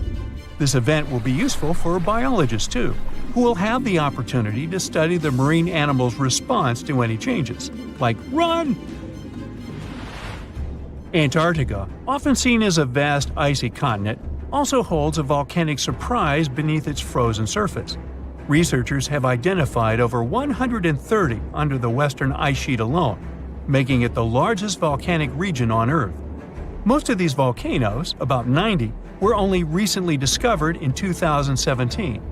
But could any of these Antarctic volcanoes actually erupt? Well, it depends on which volcano we're talking about. While these formations are relatively young in geologic terms, it's hard for scientists to tell if they're still active or not. There are only 2 confirmed active volcanoes in Antarctica, Deception Island and Mount Erebus. The latter, standing tall as the highest peak on the continent, has been continuously erupting since at least 1972. It's known for emitting gas and steam, and sometimes even throwing out rocks in what are called strombolian eruptions. One of its most notable features is a persistent lava lake in its crater, a rare phenomenon due to specific conditions needed to keep the surface molten. For instance, it's fueled by a steady supply of magma from deep within the Earth's mantle. This continuous inflow of molten rock provides the material for the lava lake to exist. It also features low ambient temperatures. Despite its location in Antarctica, Erebus has relatively mild temperatures in its summit region because of the heat generated by the volcanic activity. This allows the lava lake to remain liquid rather than freezing over. Deception Island, another active volcano, last erupted in the 70s. While it's currently not showing signs of imminent eruption, it's being monitored closely for any concerning activity. Apart from these 2 being confirmed to be active, Antarctica is dotted with fumaroles, openings in the Earth's crust that release gases and vapors. Sometimes these fumaroles can create icy towers reaching heights of 10 feet. What we should focus on is maybe supervolcanoes. They're this type that has the potential to produce the most massive and destructive eruptions. Unlike the typical one, which has a single vent, supervolcanoes have a vast magma chamber beneath the surface, spanning tens or even hundreds of miles in diameter. Their eruptions can have catastrophic effects on the surrounding area and even impact global climate patterns because of the amounts of ash and gases they spill out into the atmosphere. One famous supervolcano is the Yellowstone one, which some say is gearing up for another eruption. It has the capacity to unleash a colossal eruption, spewing over 240 cubic miles of material. As much as we'd like to predict its behavior, volcanoes don't stick to a calendar. On the contrary, eruptions simply happen when there's enough magma beneath the surface. There also needs to be enough pressure for the magma to travel upwards. As far as we can measure, these conditions are not currently met at Yellowstone. Sure, many volcanoes operate on a cyclical pattern, but that doesn't mean Yellowstone is overdue. In fact, Yellowstone has had just 3 major eruptions over the past 2.1 million years. Also, the term supervolcano refers to the formation's size, not necessarily how fussy it is. Yellowstone's monitoring is extensive, tracking seismicity, ground deformation, thermal emissions, gas, water chemistry, and surface changes. Signs of an eruption would include thousands of earthquakes over a short period. We'd also see deformation on the ground and weird gas emissions ahead of time. Stable, as it might look like for now, the consequences of it having a major eruption could look ugly. Ash dispersion could blanket a 500-mile radius, potentially disrupting Midwest agriculture and clogging waterways. Ash and gas emissions into the stratosphere could induce global climatic effects, making our planet colder for several years. And yes, we've seen some research that it shows there's more liquid molten rock under the Yellowstone volcano than scientists believe. But that doesn't translate to imminent danger. You have friends over for dinner. You set your drink on the counter and go help your friend set out some desserts. When you get back, you notice the liquid in your cup. It's sloshing around and the ice cubes look like ships on a rough sea. Now you feel it too. On the ceiling, the chandelier is swinging like mad. Then you hear someone scream, "Earthquake!" The house and everything in it is rocking back and forth. You try to run for cover, but the shaking keeps you stuck in place, fighting to keep your balance. The cabinets look possessed, and glasses and dishes fly out and smash on the floor. The bookshelves topple over, and everything hanging on the walls sways and falls off. You duck under the dining room table, trying not to get hurt on all those broken dishes. Yeah, you've been through earthquakes before, but none like this. Checking your phone? Typical, no signal. You can't believe what's about to happen. The screams get louder, and suddenly the whole house collapses.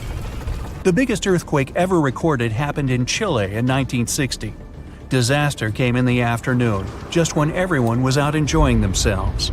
To cause serious, life-changing damage, you need to have a magnitude of around 7 or so on the Richter scale. This one was 9.5. This part of Chile is smack dab on the so-called Ring of Fire, the most active volcanic and seismic area in the world along the Pacific Rim. The initial shaking lasted around 10 minutes, and after 2 days, many aftershocks were still strong enough to set off a volcano in the south of the country. But that's not where it ended. The earthquake unleashed a series of tidal waves all over the Pacific Ocean, with some reaching over 80 feet high. The waves and earthquake were so strong that they even affected Hawaii, Japan, and the Philippines. It caused around $500 million $1960 worth of damage. Many were left homeless. Much of their infrastructure was smashed too.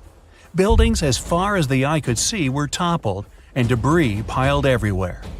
Scientists estimate that this earthquake was so powerful, it shifted the Earth's axis, making our days 1.26 microseconds shorter. That might not seem like a lot, but think about it. Just one natural disaster was strong enough to make time move. Many of the coastal cities were flattened and floods were widespread. The economy spiraled downward. According to studies, if this earthquake happened today, it caused more than $20 billion in damages. So what would happen if an earthquake twice that size hit without warning? For starters, you'd likely feel the effects even further away. Tidal waves wouldn't just hit the coasts of Japan and the Philippines. They would move even further to China, Korea, Vietnam, and even Australia.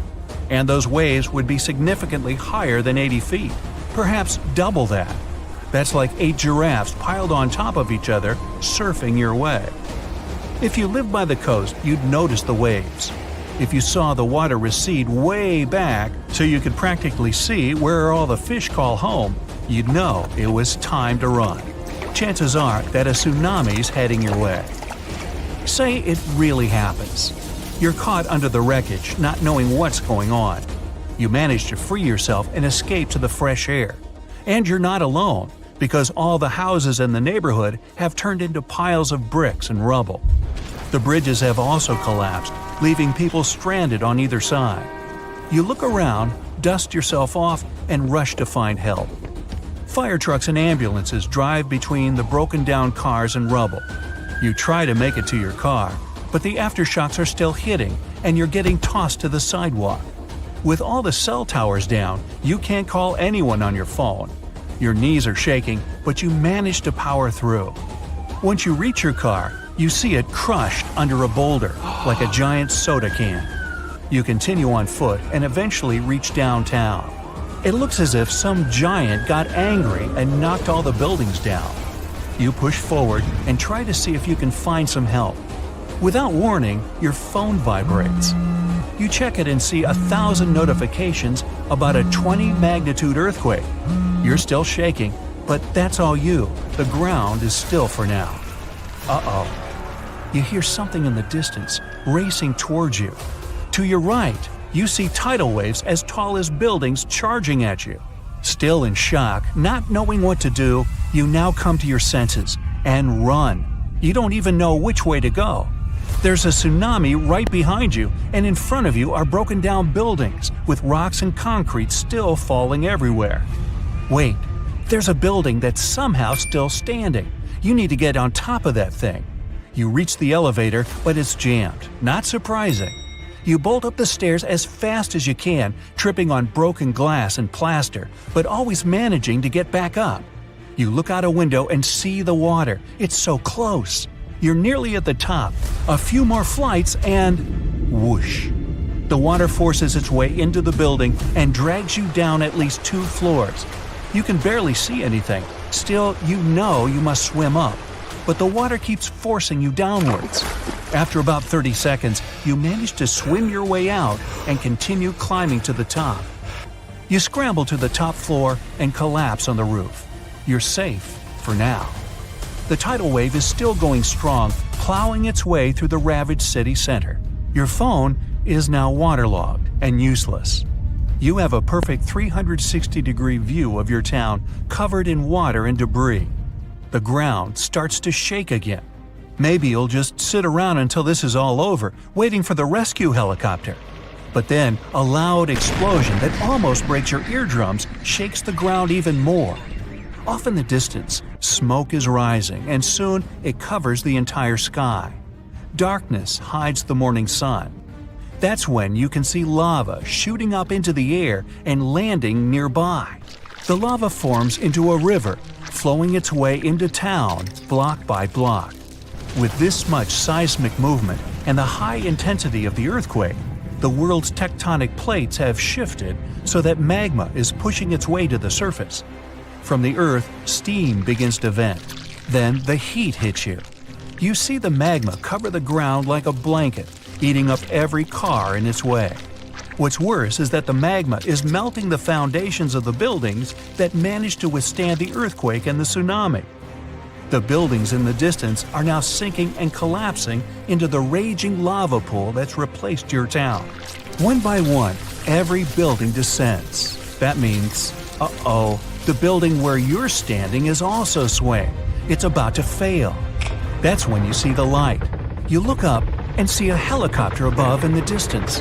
You wave your arms, run around, jump, anything to get noticed. And it works. The chopper makes a few circles and finally drops you a rope ladder. As you're lifted in the chopper, you take a good look at the world below you as it wriggles around like noodles in a strainer.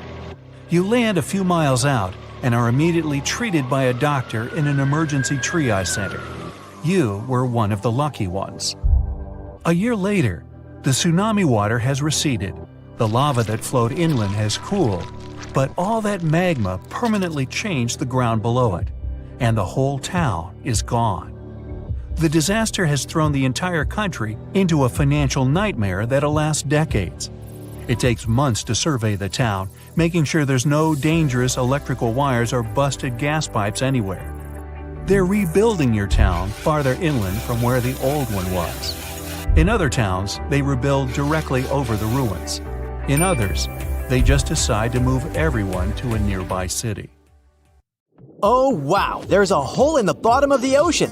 It seems that the ocean has a leak. But it's not like a leak you would expect. where water is flowing out. It's more like a spring since water is flowing in, not out. This unique leak is something we know as Pythia's oasis. A grad student was the one who accidentally discovered it. He noticed bubbles that were rising to the surface. Normally, bubbles in the ocean tell us there might be some hydrothermal vents, which are hotspots for some pretty cool things. These vents are actually like hot springs on the seafloor, but instead of bubbling with warm water, they release a fluid that has been superheated in the crust of our planet. When seawater seeps into these cracks and travels deep into the crust, it comes into contact with the extremely hot mantle. This heats seawater to very high temperatures, and as it moves back up towards the surface, it carries dissolved gases and minerals.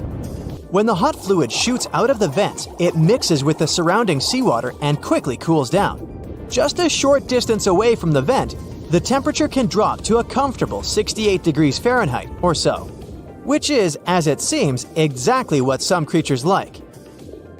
And there are some real weirdos living down there in the darkness, like ghostly fish, giant red-tipped tube worms, and a unique type of shrimp with eyes on their back. And some of them, like tube worms and bacteria, rely on the chemicals and minerals released by the vents to survive in harsh conditions. But in this case, the bubbling water didn't come from a hydrothermal vent. It was there because of a spring, and that's a bit more concerning. You see, the water in this reservoir needs to stay where it is. If too much of it seeps out, there could be some serious consequences, especially for the surrounding area. You can see this unusual leak along the Cascadia subduction zone, which is a massive fault line off the Pacific Northwest coast. It's a place where two pretty big plates that make up Earth's crust come together and slide along each other. The water from Pythia's oasis kinda acts as a lubricant between these plates. You can think of the fault zone as an air hockey table. When the fluid pressure is high, it's like you've turned the air on. That means the friction between the plates is reduced, which allows the plates to move. But if the fluid pressure is lower, the two plates can lock together, which then leads to the buildup of stress. Not that they'll feel bad. In the context of tectonic plates, stress is some pressure or force that can cause deformation. And if this stress starts to build up, at some point, it's gotta go somewhere. When it's too much, it can trigger earthquakes and most likely, not small ones. For example, a release of stress in the Cascadia subduction zone could lead to a magnitude 9 earthquake. For comparison, the biggest earthquake we've ever recorded happened in Chile in 1960. And it had a magnitude of 9.5. The damage was enormous. So we hope the water will stay in its reservoir and keep maintaining the delicate balance between the tectonic plates. We've explored only 5% of the ocean. Who knows how many cool things are there at the bottom, waiting to be found? For example, check out these mysterious holes scientists have stumbled upon in the depths of the Atlantic Ocean, near the Azores. They're neatly aligned and are about 4 inches apart, or in some cases, even several feet. They resemble punctures left by a sewing machine. Some think these holes could have a biological origin. For instance, some fish may have made them while walking along the seafloor. Others believe we could be looking at something that's human-made, maybe left by a spiked tire. Of course, such holes are perfect for making up stories about creatures from other planets who allegedly made them. Or maybe even legendary monsters, like that one from Loch Ness. It's definitely hard to explain such symmetry of the holes, but one deep-sea biologist offered a pretty good explanation. He said there could be an animal burrowing beneath the sediment, and from time to time, it could make little chimneys just to get access to clean water circulation in its small burrow. I mean, there are sediment piles around the opening of each hole, and they do support the idea that something pushed the soil from below. But there's still no proof these holes are actually connected beneath the surface. And there are also a lot of things hidden at the bottom of the oceans and seas that ancient civilizations left us. For instance, archaeologists made a really cool discovery off the southern coast of Croatia. A road hidden under layers of sea mud that's 7,000 years old. They found the ancient road at the sunken Neolithic site of Solin. The site of Solin was a human-made island in ancient times, and an archaeologist discovered it 2 years ago. He was studying satellite images of the area around Korčula, one of the beautiful Croatian islands. When he realized there could be something interesting at the bottom of the sea, he dove into the water with his colleague. And under the surface of the Adriatic Sea, which is part of the Mediterranean Sea, at a depth of 13 to 16 feet, they found stone walls that were most likely part of some ancient settlement. The landmass where people built the settlement was separated from the main island by a narrow stretch of land. Luckily, this area is protected from big waves by the surrounding islands, so the site remained relatively well preserved.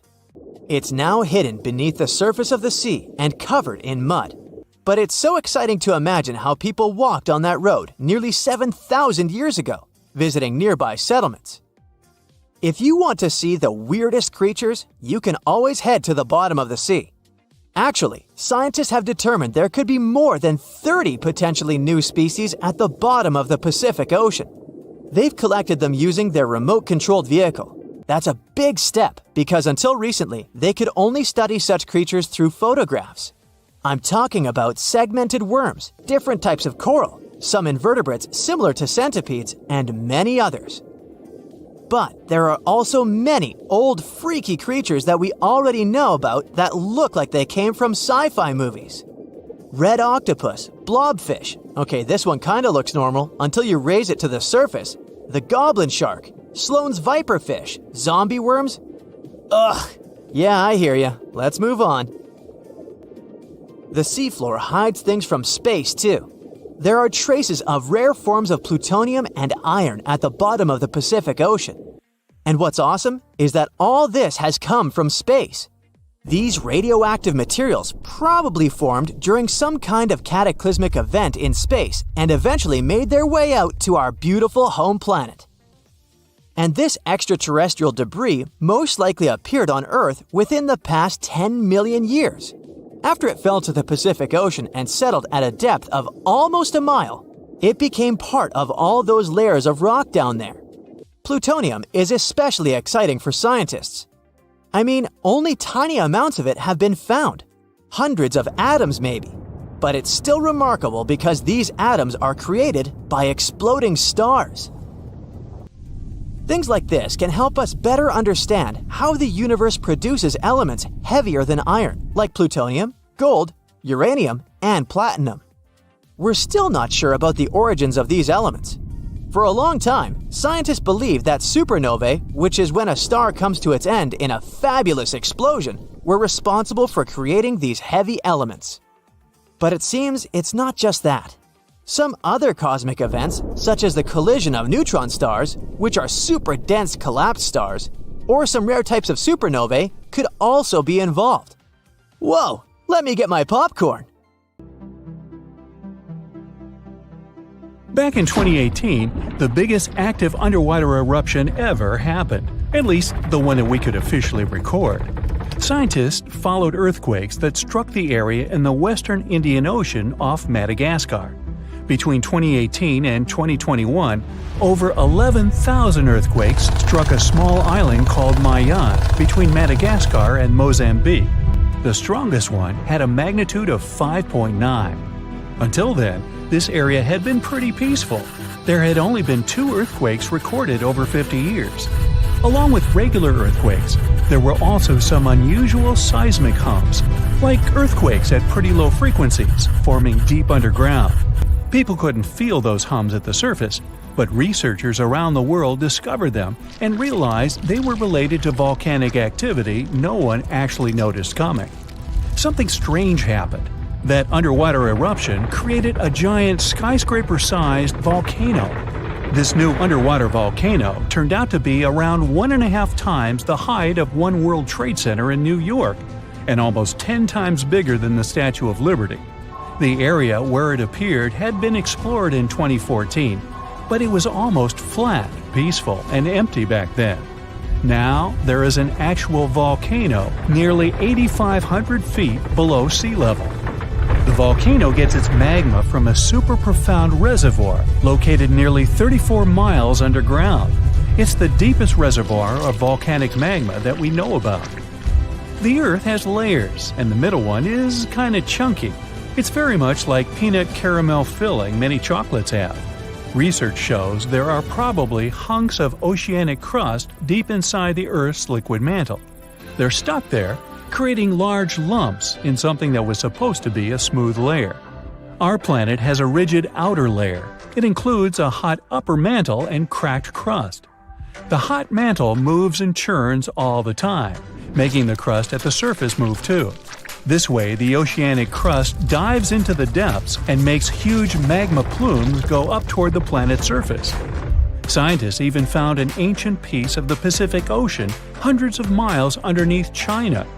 Those are the old remains of the Pacific seabed from long ago, and they were pulled downward below Earth's surface into the mantle transition zone. This rocky slab that used to be at the bottom of the ocean is made of the crust and some solid parts of the upper mantle. Most of the volcanic activity on our planet happens where we don't even see it, under the surface of the ocean. About 70% of all volcanic activity happens in the oceans, and mostly in the area of the South Pacific, with over 1,100 volcanoes squeezed into that area. Coastal cliffs, mountain changes, soils, and sediments that line valleys. These are only a small portion of the rocks on our planet. Oceans hide so much more deep down below the Earth's surface. In between the Earth's surface and its core is the mantle. It's a warm, thick layer of rock that moves and flows constantly. Some hundreds of miles below, there's a place where diamonds grow. As they form, they go through high temperatures and pressure, after which they eventually freeze.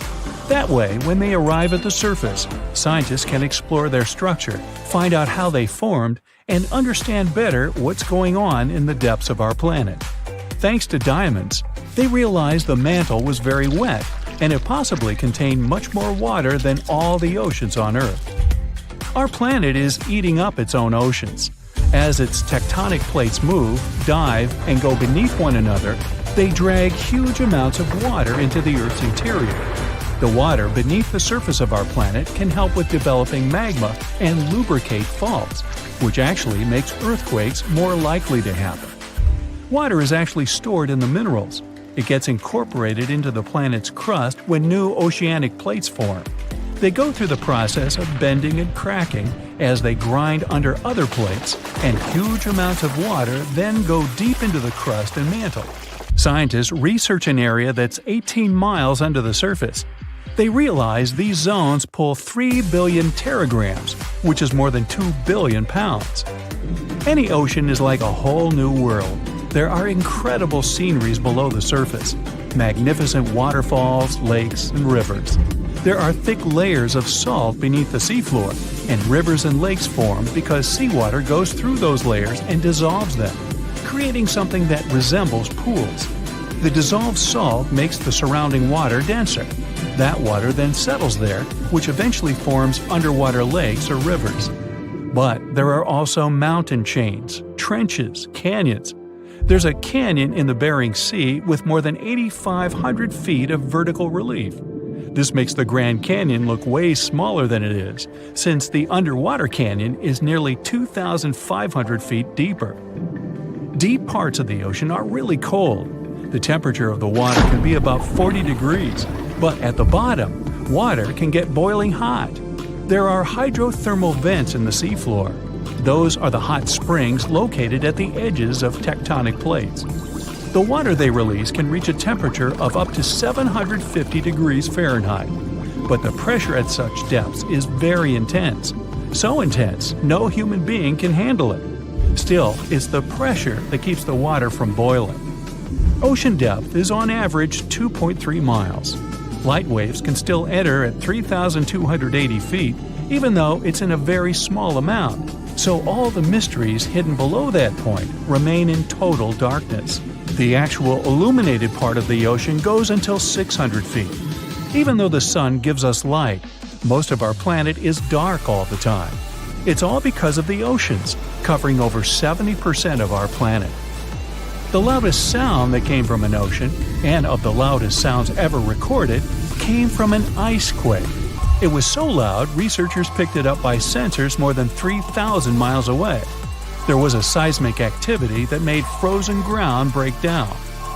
The Antarctic ice sheet is bigger than the continental part of the United States and Mexico together. A big iceberg from Antarctica holds over 20 billion gallons of water, which could make a 5-year water supply for 1 million people. Humans can generally drink sea ice, although we can't drink seawater. As time goes by and the ice ages, the brine trapped between ice crystals drains out. That way, ice becomes fresh enough to consume it. If all the ice sheets and glaciers we have on the Earth melted at the same time, the sea level would rise another 260 feet, which is just a little shorter than the Statue of Liberty, the height of a 26-story building. Clams lived long enough to tell us more about oceans past. Ancient mollusks can live for more than 500 years. To learn more about a tree, you can use its rings to see how old it is. To learn how old a mollusk is, you can examine its rings within the shell and tell. This is also how scientists get information about the ocean, climate, and whatsoever. Clams can help take a look at what happened about 1,000 years ago. The Earth doesn't have 4 but 5 oceans now. The new one, called the Southern Ocean, was officially recognized only a few months ago. It borders the Atlantic, Pacific, and Indian Oceans, so scientists couldn't agree if it's really a new ocean or just part of the colder regions of these 3. We don't only divide oceans on maps, each has different conditions for unique marine species. For example, the Southern Ocean has leopard seals, orcas, minke whales, emperor penguins, and other animals that live in cold, icy seas. It's also home to krill, small creatures that look like shrimp and are food for many bigger animals that live there. Life on our planet started about 3.5 billion years ago. I wasn't around then. It's still a mystery how and when exactly, but some theories say life could have first emerged in the depths of the ocean. A few years ago, scientists found microscopic tubes and filaments within rocks formed about 4 billion years ago. These rocks are fragments of ancient oceanic crust. Also, these tiny tubes and filaments are similar to microbes that can still be found on hydrothermal vents in deep parts of the ocean. The idea is these living cells found conditions to stay alive in tiny rocky pores inside the chimneys of those vents, and started the amazing adventure of the evolution of life on our planet. Let me take you to a place that seems to be out of this world. Life inside this cave has been isolated from the outside world for about 5.5 million years, and it does show. See for yourself. Due to such a long isolation, the conditions inside the Movil Cave are like nowhere else on our planet. A unique ecosystem is flourishing there, even though there is a severe lack of sunlight inside the cave, and the air is toxic. The cave, located a few miles west of the Black Sea in Romania, was first discovered in 1986. Nowadays, you can only visit it if you have special permission. Plus, the central caverns are guarded naturally by narrow limestone tunnels and vertical shafts. So, if you're no stranger to claustrophobia, you'd probably better not enter this place. In the depth of the cave, the air has twice less oxygen than the air outside. Instead, it contains a lot of carbon dioxide and hydrogen sulfide, so not the freshest air you can breathe. It's also pitch black inside the cavern. But despite, or should I say thanks to, this cocktail of extremely harsh conditions, the site is a true goldmine for biologists. Shockingly, life seems to be booming here. In a 1996 study, scientists identified 48 species, and 33 of them were unique to the cave. Most of the creatures inhabiting the cave are tiny, with long limbs and antennae that help them navigate in the dark. They have no vision and lack pigment, and it makes sense. Why would you need to be able to see if you live in total darkness? And why would you need to be pretty and colorful with no one to see you? Now, I'm going to take you to another cave. It's no less amazing, but looks very different. This is the Giant Crystal Cave, aka the Cave of the Crystals, in Mexico. These ginormous crystals were found in 2000 by a mining company after the water was pumped out of the cave. 2 miners then saw the crystals after entering the drying cave on foot. These awe-inspiring crystals are actually massive gypsum pillars hidden 984 feet underground. They're anchored to the walls and the floor of the scorching hot cave. Scientists estimate that the crystals could have been already growing for 500,000 years. That's why many of them are so long and wide that you can walk across them. Unfortunately, visiting this wonder of nature is impossible at the moment. But maybe it's for the better, since the giant crystal cave is a dangerous place that can easily turn into a trap. For tens of thousands of years, it was filled with groundwater, which was originally pushed upward into the opening by a magma chamber located in the depths of our planet. The magma under the cave kept the water hot, but eventually the temperature of the water dipped below 136 degrees Fahrenheit.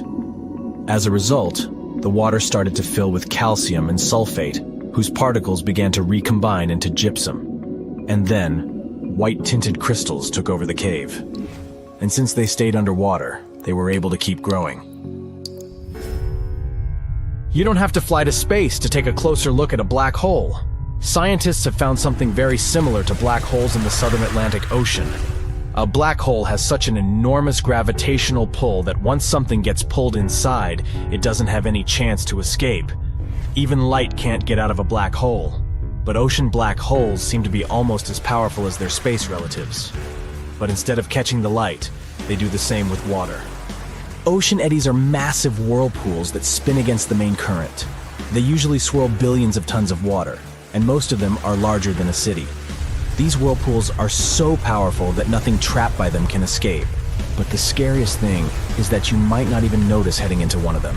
These things are so huge that you won't spot their boundaries until it's too late. When scientists started exploring ocean vortices with the help of satellites, they discovered the borders of several eddies. After that, they managed to prove that, mathematically, these whirlpools are the same as mysterious black holes in space. Massive eddies are surrounded by super-tight barriers where fluid moves in closed loops. Even water can't get out from the inside of these loops. That's why tight ocean vortices play the role of enormous containers. Water inside them can be totally different from the ocean surrounding an eddy. And I'm not only talking about its temperature. The salt content inside and outside a whirlpool often differs as well. On the thin Curonian spit splitting the Baltic Sea from the Curonian Lagoon, there is one of the most bizarre places on Earth. Locals call this area the Dancing Forest because pine trees in this forest have shockingly unusual shapes. They twist in spirals and circles along the ground. There are some theories why it could be happening, of course. Some people claim that huge amounts of positive and negative energies once clashed in that spot. More down-to-earth individuals believe that the reason is geological. Sandy soil in the area is too unstable to hold trees growing upright. The most popular is the idea that strong winds blowing from the water influence the shape of the trees. In any case, experts haven't come to the final conclusion yet. Look at these underwater crop circles. For the first time, they were spotted in 1995, close to southern Japan's coast. Local divers called these 7-feet-wide structures mystery circles. The enigma had been plaguing many minds for almost 16 years until the culprit was finally caught. Imagine the researchers' surprise when it turned out to be a male pufferfish. The fish needs a bit more than a week to build one circle, and the aesthetics are obviously crucial. A male is swimming inside the circle, digging valleys in the sand with its fins. But that's not all. The fish also use shells and corals to decorate particular parts of their circles. This whole build-a-circle thing has a practical purpose as well.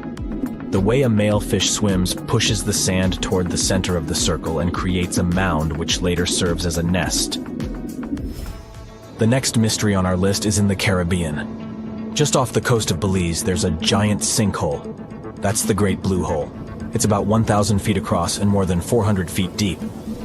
Once, a long time ago, this hole was a cave.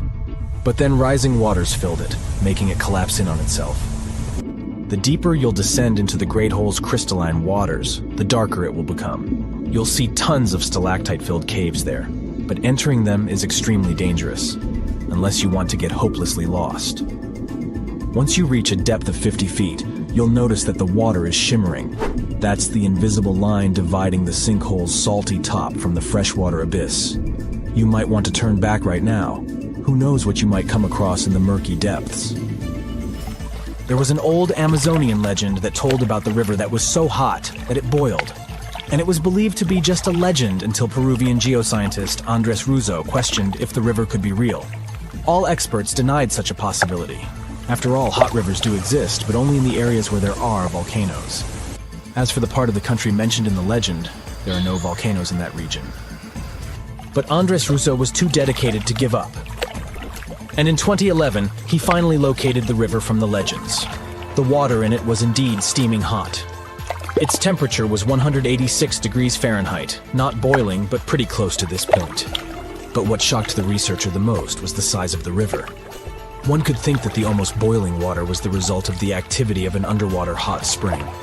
But thermal pools are always small, while the river is 20 feet deep and flows for almost 4 miles. This is the only river of its kind on our planet. A magnitude 15 earthquake has the potential to completely destroy our planet and evaporate all the water in a matter of seconds, leaving Earth uninhabitable. Over 500,000 earthquakes happen annually, but none have a magnitude of 15. 90% of quakes occur in the terrifying Ring of Fire zone located around the Pacific Ocean. The ground there is like jello. It shakes almost constantly. The most powerful earthquake to have ever struck Earth had a magnitude of 9.5. That much power can lengthen or shorten the day. But there's probably an earthquake in the confines of your own home now caused by a speck of dust landing on a table. But it has a power of negative 15 magnitudes. Earthquakes happen when tectonic plates move. They're like Lego pieces that are not properly secured, and when they move up, down, or hit one another, the ground also moves, triggering earthquakes. This tectonic energy acts like a battery. It stores energy for a long time, up to 500 years. When this stored energy is released in a sudden burst, the consequences are horrifying. Even the strongest structures submit to this relentless force that leaves a trail of destruction in its path. In some instances, earthquakes can even trigger tsunamis, amplifying the chaos. Such a crazy amount of power can split the ground open and cause severe damage. The strength of an earthquake is measured by the Richter scale, but now it's being replaced by the moment magnitude scale. When there's an earthquake, we hear about how strong it is. It's usually from 1 to 10. Luckily, we haven't had a Richter scale earthquake yet. The most powerful earthquake to have ever happened in modern history occurred in Chile in the 60s. It was around 9.5 on the Richter scale, and it altered Earth's rotation and messed up the length of the day by around 2 milliseconds.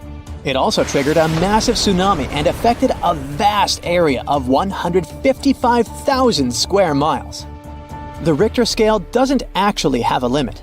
Still, anything above 25 doesn't need measuring, because if that ever happened, we would simply turn into dust, and nobody would care to measure this disaster.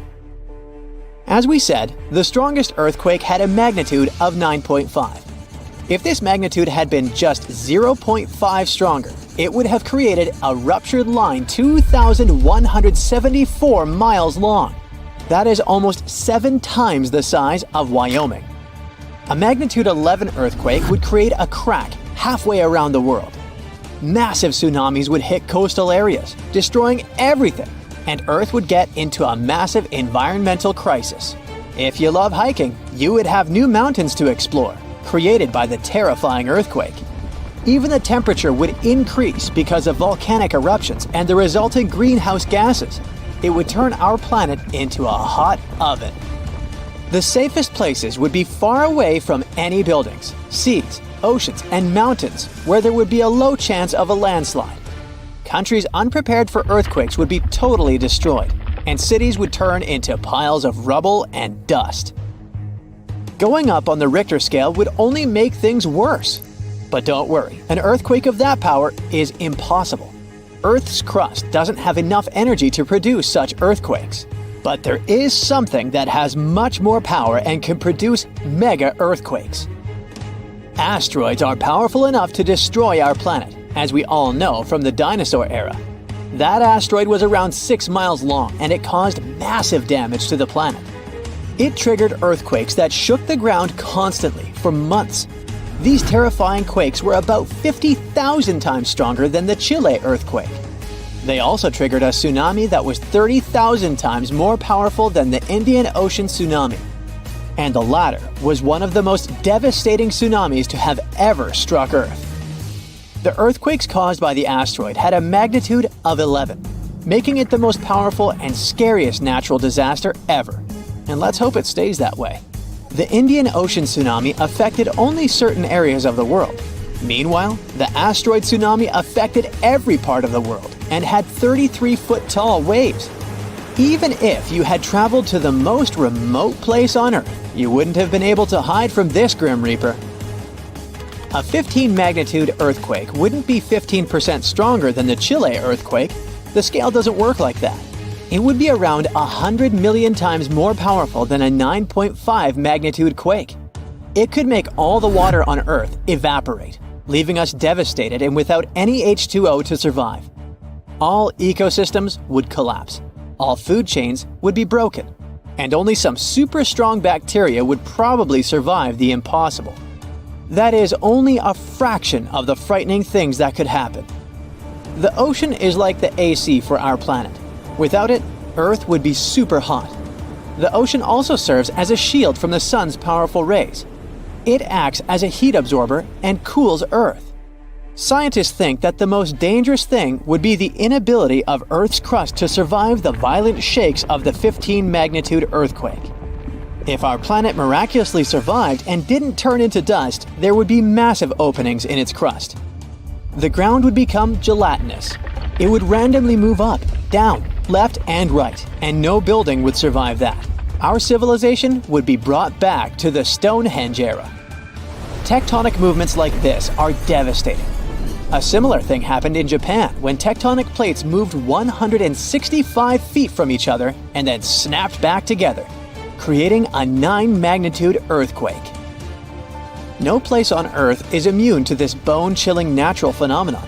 Still, certain places have higher chances of being destroyed than others, like the Ring of Fire, where 90% of earthquakes happen. This is a place where earthquakes are almost everyday occurrences. The Ring of Fire is located in the Pacific Ocean. It forms a ring around the continents that surround the Pacific. There, several tectonic plates meet, creating highly unstable ground. To make the problem much more terrifying, 75% of active volcanoes are located in this area. 90% of dormant volcanoes are also there, making this place extremely dangerous. Scientists carefully study this region to find a way to predict when the next earthquake might strike. The Ring of Fire is not the only place at risk of earthquakes. In California, along the San Andreas fault line, 2 tectonic plates have been storing power for more than 200 years. The San Andreas Fault is 715 miles long and has the potential for a massive earthquake. This region has its fear of violent earthquakes like the one that happened in San Francisco in 1906. It had a magnitude of 7.8 on the Richter scale. Scientists' predictions are terrifying.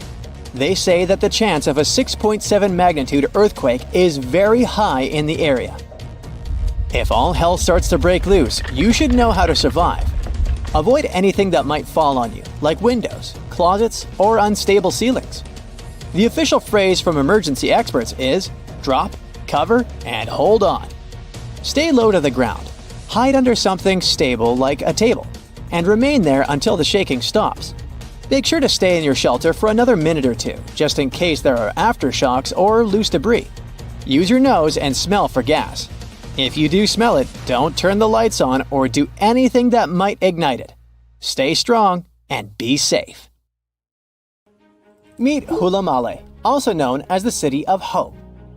This nickname makes total sense since this artificial island is part of the Maldives' big plan to avoid being completely submerged in the near future. Hula Male was created by placing sand from the seafloor onto a submerged coral platform, and it worked. This city sits about 6 feet above sea level, which means it's twice as high as the Maldives' capital, Male.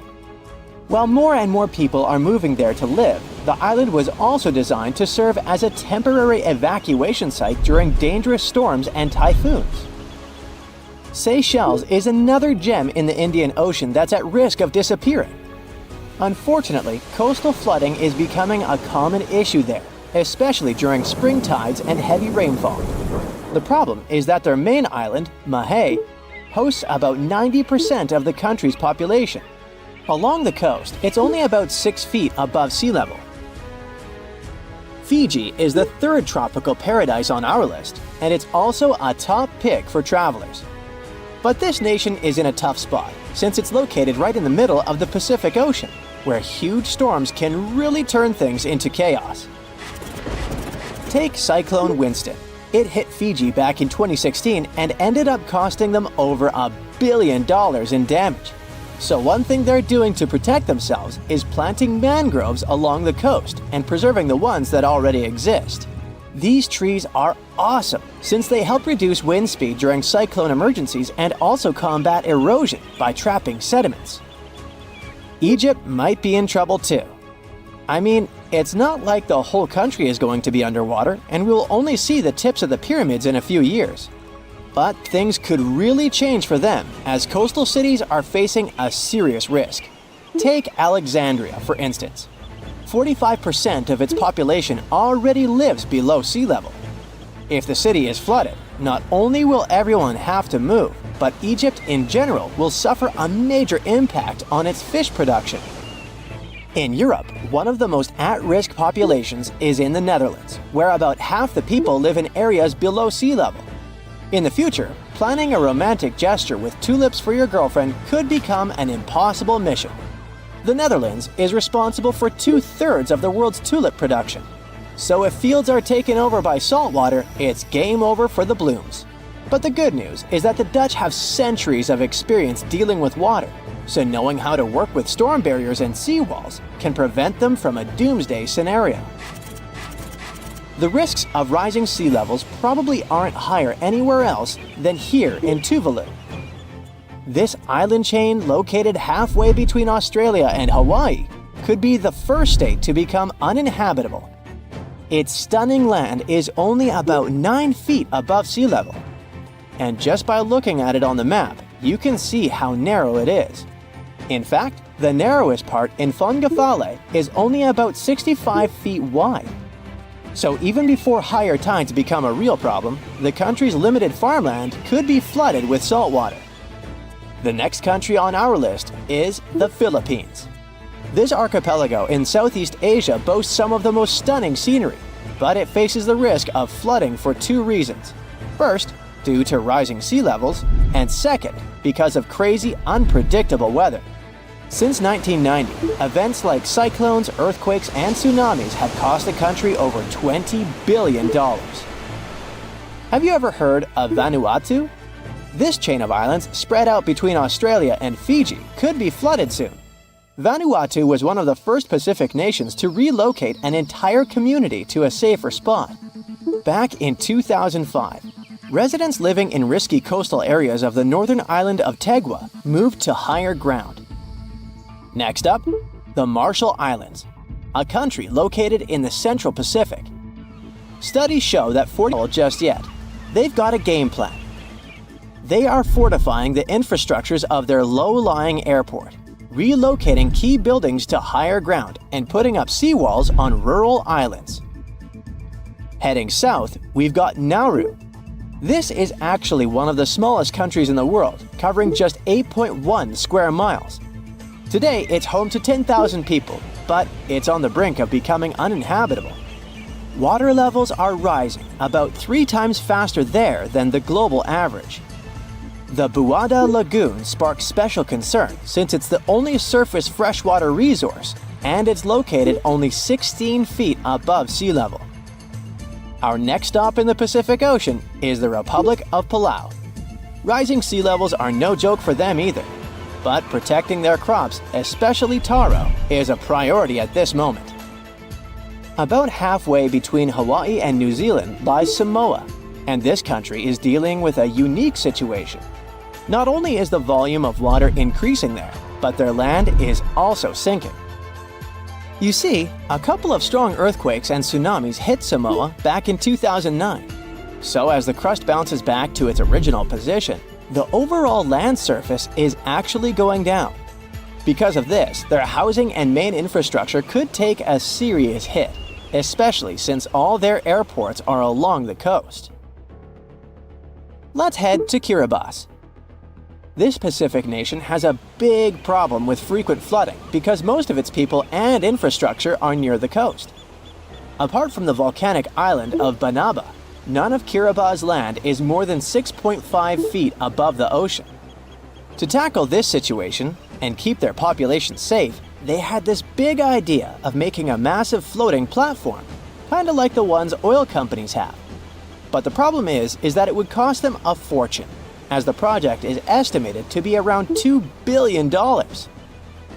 If visiting Vietnam is on your bucket list, you better hurry up. The top 10 things to do there mostly involve cruising to jaw-dropping spots like down to Ha Long Bay, also known as the Descending Dragons Bay. But by 2050, the surrounding land over there might be underwater. Another huge problem Vietnam is facing is that the main rice fields are getting salty. And if you're into Vietnamese food, you know how important rice is for them. Right now, they're especially concerned about the Mekong Delta region being vulnerable. After all, this is a highly fertile area responsible for most of Vietnam's agricultural output, with over 50% of it being, rice. This nation is really putting in the effort to adjust to this new reality. They're flushing the rice fields in the Mekong Delta with fresh water to get rid of the saltiness. Our next stop is in the Caribbean Sea. Grenada is an island country, but you may know it as the Island of Spice, since its tropical climate is just perfect for cultivating things like nutmeg, cinnamon, cloves, and ginger. Unfortunately, Grenada and its incredible fertile soil also face an uncertain future of being submerged. Let's talk about the last country on our list, the Solomon Islands. 5 islands in this archipelago have already vanished beneath the waves, and 6 others are submerged by 20%. They include the Nusa Evili Island, which was once a hotspot to go to for a picnic in the early 2000s. Even though the situation is complicated, it's important to note that more than 300 of the islands there are inhabited. One thing about the Solomon Islands is that it seems like they're always in some kind of recovery mode, since the country often gets hit by tropical cyclones and flash floods. Their population is already working hard to save their homes from the rising seas by building stone walls along the coast, planting mangroves, and constructing houses in higher areas. It's 9:59 a.m. when a man is jolted awake in his bed by a powerful, mysterious force. While he's trying to figure out what's going on, a giant 100-foot-tall column of water is already surging toward his hometown. In 20 minutes, most of his friends and family members will lose their lives when a sky-high wall of water sweeps away buildings, trees, and cars. And it can happen to you at any given time. It's the day after Christmas in 2004. Thousands of tourists from Europe and America are enjoying tropical beaches in Thailand, Sri Lanka, and Indonesia when a powerful undersea earthquake strikes off the western coast of northern Sumatra, Indonesia. It's a 9.3 magnitude earthquake, the most powerful ever recorded in Asia. It triggers one of the largest tsunamis in history, the Boxing Day tsunami, which will take the lives of 230,000 people within a few hours. The city of Banda Aceh in Sumatra, Indonesia, home to 260,000 people, is the closest to the earthquake's epicenter. In less than half an hour after the quake, huge 10-story tall waves crash into the city. More than 60,000 people lose their lives immediately. The destruction is so severe that almost no one in its path survives. Next, the tsunami hits Thailand. The waves, rushing at a mind-boggling 500 miles per hour across the Indian Ocean, reach the shores of Phang Nang and Phuket about 90 minutes later. Despite such a significant time gap, both locals and tourists are caught totally off guard. Many beachgoers even walk out onto the beach, curious about the strangely receding sea, only to be overtaken by a towering wall of water. Nearly 5,400 people, including 2,000 foreign tourists, won't survive that day in Thailand. An hour after Thailand, the tsunami hits southeastern India near Chennai. Debris-filled waves push miles inland, taking the lives of more than 10,000 people. Sri Lanka faces even worse devastation. The island will lose over 30,000 people, and hundreds of thousands will become homeless. The tsunami's incredible strength is evident even far away. 8 hours later, it claims its last victims in South Africa, 5,000 miles from the quake's epicenter. There, rogue waves catch swimmers off guard. Researchers from NOAA's Center for Tsunami Research explain that the destruction was due to the sheer power of the earthquake. It originated from a megathrust fault.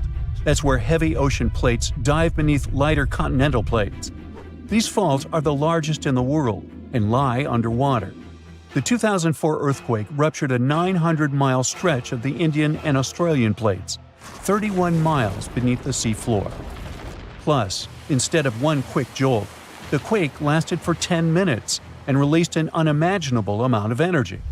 During the shaking, massive sections of the seafloor moved upwards by 130 feet. That's a lot. Such a sudden movement set colossal waves rippling across the ocean. Imagine it like dropping a massive pebble into the water. The thing is, tsunami waves aren't like those surfing waves you may imagine. No, they look like a fast-moving whitewater river that floods everything in its way. If you get caught in those raging waters, it's almost impossible to survive. If the powerful currents don't pull you under, floating debris will.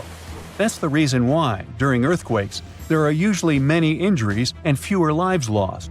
With tsunamis, it's the opposite. There's way fewer injuries than fatalities because it's too hard to survive. Catastrophic tsunamis like the one in 2004 are rare. That's why India and Sri Lanka had no record of such disasters. This lack of experience, combined with the absence of warning systems, made the consequences of the disaster even more tragic. People didn't feel the earthquake because they were far from the epicenter. And with no natural warning signs, no official alerts, and no history of tsunamis, the waves that hit crowded coastlines had devastating effects. By the way, the Pacific Ocean, the largest ocean on Earth, is where most earthquakes and tsunamis occur. Locally damaging tsunamis strike somewhere in this ocean about once every 1 to 2 years. 76% of the recorded fatal tsunamis happened in the Pacific. And 99% of tsunami casualties are caused by local or regional tsunamis, which occur more often and hit quickly. But then a question arises: could a tsunami as devastating as the Boxing Day one happen again? Unfortunately, the answer isn't very straightforward. A warning system has indeed been established in the Indian Ocean. Its goal is to alert coastal nations of potential tsunamis. But human behavior is still a critical challenge. This became clear during a real-life test in 2012. That's when many residents of Banda Aceh, Indonesia, simply ignored evacuation towers after a tsunami warning. People never seem to learn, huh? The Indian Ocean Warning Network uses undersea pressure sensors placed near tectonic plate fault lines. These sensors detect any changes and transmit data to surface buoys, which then send it via satellite to control centers on land. Authorities analyze the information and decide whether to issue warnings and evacuate at-risk areas. Aceh, located on one of the world's most active fault lines, implemented additional safeguards. They installed sirens in coastal cities, and people get alerts on their cell phones. Plus, there are evacuation towers, reinforced concrete structures capable of holding 500 people. They are special safe zones. Authorities did test how well prepared people were. In 2009, 18 Indian Ocean countries participated in an evacuation drill, simulating a large earthquake. Thousands of coastal communities took part in this drill, and officials concluded that the exercise had been a success. Fast forward to the system's first real test in April 2012.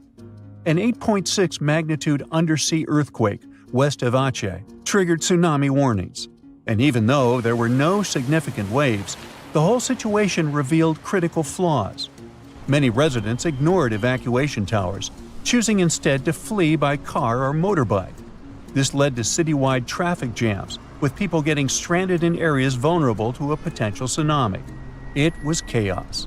Some residents even went back to the beach to look for the signs of a tsunami, which is a life-threatening mistake. So apparently, there is still a lot of work to do when it comes to tsunami survival. But what you need to know by heart is the signs of an impending tsunami. First of all, it's severe ground shaking. Strong earthquakes near coastal areas can generate tsunamis. If you notice that water on the beach starts to recede at an alarming rate, exposing the ocean floor, reefs, and stranded fish, run. Then there might be unusual ocean sounds. Keep in mind that a loud roaring noise, resembling a train or jet engine, may accompany an approaching tsunami. If you notice any of these warning signs, do not wait for official evacuation orders. Leave low-lying coastal areas immediately and move to higher ground as fast as possible. If you're at home, make sure your family members know about the tsunami and follow official guidance. You should remember that locally generated tsunamis may strike within minutes. You have to act quickly. If it's a distant tsunami, you may have more time to evacuate. If you don't have an opportunity to move inland, hide in high reinforced concrete buildings. Avoid staying in small buildings or homes in low-lying areas. If you're on a boat, stay offshore. Tsunami activity isn't as dangerous in deep water, so avoid returning to port during a tsunami warning. If you're already in port, check with harbor authorities for guidance. If it's possible to move to deep water, do it in an orderly manner. It may be safer for small boat owners to leave their vessel and move to higher ground. And always, prioritize moving to higher ground over saving your belongings. If you live in a coastal area, you can take some measures to protect your property in advance. Since most tsunami waves are under 10 feet, you may consider elevating your house. It can reduce damage. You can also consult an engineer to assess and reinforce your home. And finally, don't forget to protect outbuildings too, and create fences that will allow animals to reach higher ground. Lake Michigan is one of the largest and most mysterious freshwater lakes in the United States. And now, deep inside it, scientists have stumbled upon something unexplainable. Vast, round craters scattered all across the lake's floor. It all started in 2022. A team of researchers wanted to map the lake's bottom and look for some shipwrecks. At first, they were sure it's going to be just some typical rocky terrain or sandy patches. But what they saw on their sonar screens stopped them cold. Strange circular shapes that looked almost too perfect to be natural. They were hiding about 500 feet beneath the surface, in places where the water turns dark and impenetrable. Those guys are huge, ranging from 300 to 600 feet wide. They also plunge nearly 40 feet deep. And there are dozens of them, neatly arranged like some footprints. But the team had no idea what these things were. Then, in August 2024, the mystery only deepened. Using a remotely operated vehicle, they got a closer look at these formations. There were about 40 of them. No one had ever seen anything quite like this before in the Great Lakes. What could have created those craters? Could they be ancient? Perhaps remnants of some geological event lost to time? If that's the case, it's weird how long these holes have likely been sitting there, undisturbed. Theories started popping up. One possibility was that they could be sinkholes or dolines. Those are basically holes that suddenly appear in the ground when the surface layer collapses. The rock beneath the surface, often made of limestone, gets slowly dissolved by water over time, creating voids underground. When the surface of those voids can no longer hold its own weight, it caves in, and this forms a hole. Think of it like when you poke a straw through the lid of a drink. Sinkholes can be small dips or huge, spanning up to 2,000 feet. They can happen gradually or all at once. Sometimes they can swallow entire cars or even buildings. And Lake Michigan sits on limestone bedrock. It erodes pretty easily when water flows through it. Sinkholes like these have already been found in Lake Huron, and they look kinda similar. But there are some plot holes, no pun intended, with this theory. For example, it's wild how they all would be so huge. It's also weird and pretty rare for sinkholes to occur in a lake bed. They also kind of resemble a straight pattern. They seem to extend generally southward, forming a loose line, which is pretty weird. If these are sinkholes, then they're definitely not playing the usual geological rules. Though it might be some new, unusual process at play beneath the lake's surface that we haven't discovered yet. There's another theory though. Glaciers. Glaciers are wild rivers of ice. They covered much of the Earth during the last ice age, and they're incredibly powerful. While they might move slowly, sometimes only a few inches per day, they have such immense weight that they can reshape entire landscapes over thousands of years. Glaciers can grind and scoop the land beneath them. They're basically like colossal bulldozers. Their weight, combined with the slow but steady movement, grounds down everything beneath them: rocks, soil, even bedrock. This can create deep gouges in the Earth's surface, called glacial troughs. During the last ice age, there were lots of glaciers all over the northern US, including the Great Lakes region. If they moved across what is now Lake Michigan, they could have carved out these deep holes. Glaciers often move in a pretty straight path. As they move, they cause terrain to erode, but the resulting erosion varies based on terrain. Sometimes there are places where the bedrock is softer or fractured, and these places are more easily carved and crushed by the glacier. That could explain why some holes could be bigger and deeper than others. Harder bedrock is less affected. But usually this leads to rounded, crescent-shaped depressions known as chatter marks. Those marks are more like grooves rather than circular, big craters like those in Lake Michigan. Once the glaciers melted, the Great Lakes themselves formed. If the craters were formed by them, they may have filled with water, becoming part of the Michigan Lake. Though this theory is more like a speculation, so we need more evidence. But there's another layer to this mystery. The craters are not just curious geological formations.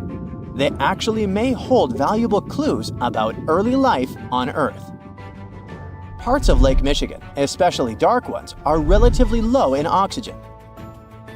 It's like a lighter version of deep ocean environments that often have very little of this element. For example, hydrothermal vents deep in the ocean, underwater openings in the Earth's crust with some hot, mineral-rich water that are often very low in oxygen. But some organisms love places like these. For example, opossum shrimp. Teeny tiny shrimp-like creatures that love cold, deep waters. They get their name because they have a pouch to carry their young until they're ready to be on their own, like an opossum. Or deep-water sculpin fish, small bottom-dwelling fish that also enjoys cold lakes. They're well adapted to living in dark waters and usually stay close to the lake bed. And weird organisms like invasive quagga mussels, which kinda look like shells. These are small freshwater mussels that have spread there to the Great Lakes. They attach themselves to hard surfaces and can cause problems for ecosystems by competing with native species for food and space. All these guys could be in Lake Michigan, and even more. There might be microbes or even bacteria that are specially adapted to these harsh conditions, just like it was in Lake Huron. There's only a handful of creatures that could survive deep within these craters, and studying them could give us insight into how life once flourished in Earth's ancient, oxygen-poor oceans. That's because it's in places similar to these, where some of the earliest life forms thrived. Early Earth had an atmosphere with little oxygen, although it was much more hot and ancient microbes adapted to this. The Great Lakes, especially Lake Michigan, have always had a bit of a ghostly reputation. Like even this mission was organized to study the shipwrecks. There were about 6,000 of them in the Great Lakes. Many of these wrecks are still sitting on the lake beds, preserved by the cold, fresh waters. And shipwrecks aren't the only strange things tied to the Great Lakes. Over the years, there have been stories of unexplained disappearances. Boats and even planes have vanished without a trace. The lakes, often calm on the surface, can suddenly turn dangerous with unpredictable storms and massive waves, leading to these mysterious events. Not even mentioning all the creepy stuff people noticed there over the centuries, such as ghostly lights above water or bizarre weather patterns like eerie, sudden fogs that seem to appear out of nowhere. In 2007, they even discovered some prehistoric structure that looks like Stonehenge there. Well, it was way smaller, but still. It lay about 40 feet below the surface in the heart of Grand Traverse Bay, and it's speculated to be about 9,000 years old, way older than Stonehenge. Looks like this is a print of those who lived in the area thousands of years ago. These massive stones are arranged in a careful, winding pattern stretching over a mile. They range in size from basketballs to compact cars. But one, in particular, stands out. A boulder 3.5 to 4 feet tall, 5 feet wide. It's etched with the image of a mastodon, a creature that roamed the Earth about 11,000 years ago before it went extinct. It probably sank there during the end of the last ice age we mentioned. This period had reshaped the region. This place is underwater now, but back in the day, it was still dry land. So the stones were probably created by people who lived there, though we're not sure why. Were they used as hunting blinds? Or was it some sort of an ancient calendar? Who knows? Only about 15% of the Great Lakes floors have been explored. Now, scientists are gearing up for a deeper dive into this mystery, both literally and figuratively. They want to analyze the lake beds surrounding the craters, hoping that maybe something in the environment around them might have caused them to appear. They have initiatives like Lakebed 2030. These missions should map the entire underwater landscape. This would help us learn tons of interesting stuff about Lake Michigan and our planet's past. Who knows what other secrets these dark waters hide?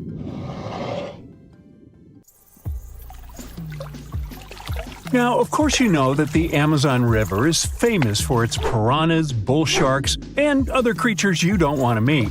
But there are even more dangerous rivers in the world. The deepest of them, the Congo, goes so far down in some sections that even light can't reach there. It's the only major river that crosses the equator twice and carries enough water to fill more than 13 Olympic-sized swimming pools into the Atlantic Ocean every second. Wow! Even the most experienced boaters have trouble passing through all of the river's strong currents, rapids in its upper part, and waterfalls and gorges in the lower section. The Congo currents are so fast and powerful that they even divide animals like mountains and oceans do. There are new species of fish evolving separately on the two banks as they can't reach the other side and breed with each other. One of the most dangerous types of fish living here is the Goliath tigerfish. These monsters, that grow up to 5 feet and travel at the speed of 25 miles per hour, are relatives of piranhas. Their mouths are full of vicious, razor-sharp teeth. Their females lay hundreds of thousands of eggs, and the offspring are predators from birth. You have a good reason to fear the Goliath tigerfish, as they're the only freshwater fish in Africa that have attacked crocodiles and even humans. Okay, not swimming there. There are dense jungles and more hungry wildlife, including snakes and some aggressive hippos, all along the river. Still, it's used as a water highway in Central Africa, so barges traveling on it for weeks are often crowded with up to 2,000 people and capsize every now and then. And if you believe the local folklore, there's one more thing to be afraid of: the one who stops the flow of the rivers, a dinosaur-like beast that is said to live in the Congo River basin. There have been over 100 sightings over the last century, but no one can provide solid evidence the beast is real. At the turn of the 21st century, there was a series of terrible, mysterious stories on the Kali River in Asia. Something described as a mud-colored water pig would drag swimmers underwater in front of terrified eyewitnesses. British biologist Jeremy Wade stepped up to crack the case. He noticed that all the scary incidents were happening in one specific spot, stretching about 4 miles. Villagers told him this creature was growing big and bad from all the food it got. Wade examined the water with a depth sounder, and thought it could have been a whirlpool. Then the monster dragged a domestic water buffalo into the water. The buffaloes are big and heavy, so the creature that attacked it would have to be super strong. Saltwater crocodiles don't go so far inland, and the most common local species of crocodiles don't live in cold waters. There were no bull sharks in the area either. Finally, Wade spotted several goonch catfish underwater. Some of them were human-sized. They couldn't capture these monsters with a regular fishing rod, but a special ceremonial construction did the job. The largest fish was 6 feet 7 inches long and 3 times the weight of an average gaunch. It was large enough to take down a human or a large animal, but Wade mentioned there could be even bigger ones living in the Kali River. The Orinoco River in South America is dangerous to navigate because of some crazy curves and strong underwater currents. It's easy to get lost here, even if you have your GPS on. There are sudden waterfalls all along, and you must be prepared to handle those to survive. The river is the only home to a rare Orinoco crocodile and has some pretty scary-looking vampire fish swimming around. This payara fish has sharp, spiky daggers that line their gums and 2 elongated fangs that rise from their lower jaws. Could probably use an orthodontist and some braces, you think? It's a ferocious hunter constantly looking for the next victim, which is going to be a medium or large-sized fish. If a human catches a payara, it will defend itself, leaving cuts, nips, and bites, but there are no known cases of this cutie taking a human life. Well, that's good. The Yellow River in China received its name after its color, but it wasn't always this yellow. It was first formed at least 30 million years ago and shifted its course over 30 times over the centuries. Yellow sediments moving downstream from a plateau in the distance transformed it from clear to muddy. This fine-grained substance piled up at the bottom of the river and formed natural dams. The huge amounts of water that the river carries need to find their way to the sea, and that's when major floods happened, taking several million lives in various epochs. The locals tried to solve the problem by building higher and higher levees, but it only made things worse. Water coming out of the river would now have nowhere to back up, as the riverbed was higher than the surrounding land. This even shifted the river's mouth. Now there are massive dams and dikes all along the river to try to contain it. The Parana River is the second longest in Latin America and has many tributaries. They flow in from the highlands near the Andes, and there's a huge drainage in the wet season. This makes the river a perfect home for, guess what, piranhas. There are 30 to 60 species of these scary fish in the Parana waters. In late 2013, they attacked bathers cooling off by the water on a hot day. People started running out of the river as they felt something was biting them in the water. Luckily, no one lost their lives in the accident, but it's still considered one of the most audacious piranha attacks ever recorded. Biologists later determined that the type of piranhas, called palomates, was to blame for this, and humans had probably disturbed their breeding grounds. Well, the piranha also has a strong current that is tricky for boats and swimmers to overcome. Plus, it often floods, which can be dangerous for people living in the surrounding areas. The longest river in the world, the Nile, flows through 11 countries all the way into the Mediterranean Sea. Expeditions have spent centuries looking for its source, and no one still knows for sure where this mighty river begins. Adding to the mystery, the Nile takes an unexpected turn right in the middle of the Sahara. Scientists have figured out the reason is a massive underground rock formation from millions of years ago. The Nile has served as the most important water highway for civilizations through centuries, but it has some pretty dangerous inhabitants, like crocodiles that grow to be 20 feet long, which is slightly more than the height of an average giraffe. These bad guys can reach a speed of 30 miles per hour on land and take the lives of a couple hundred people every year. Hippopotamuses that also live here sometimes go after boats, and venomous snakes like the black mamba and the Egyptian cobra add to the mix. One of the most dangerous creatures on the Nile is the mosquito, as they carry around all sorts of diseases that affect hundreds of thousands of people. The Brahmaputra River in Asia carries waters from the mighty Himalayas. When the snows in the mountains melt, the river floods massively, causing landslides, displacing millions of people, and taking the lives of hundreds of animals in the nearby national parks. Such floods are also common during the monsoon season in India, from June to October, with heavy rains. The course of the Brahmaputra River is changed incredibly over the past 2.5 centuries. Erosion is another danger it's hiding. The banks of the river are mostly made of weak cohesive sand and silt, and even though the erosion rate has gone down, it is still the reason a lot of people lose their land and get displaced. The Brahmaputra is one of the few rivers in the world that has a tidal bore. That's a strong tidal wave that pushes up the river against the current where a river empties into an ocean or sea.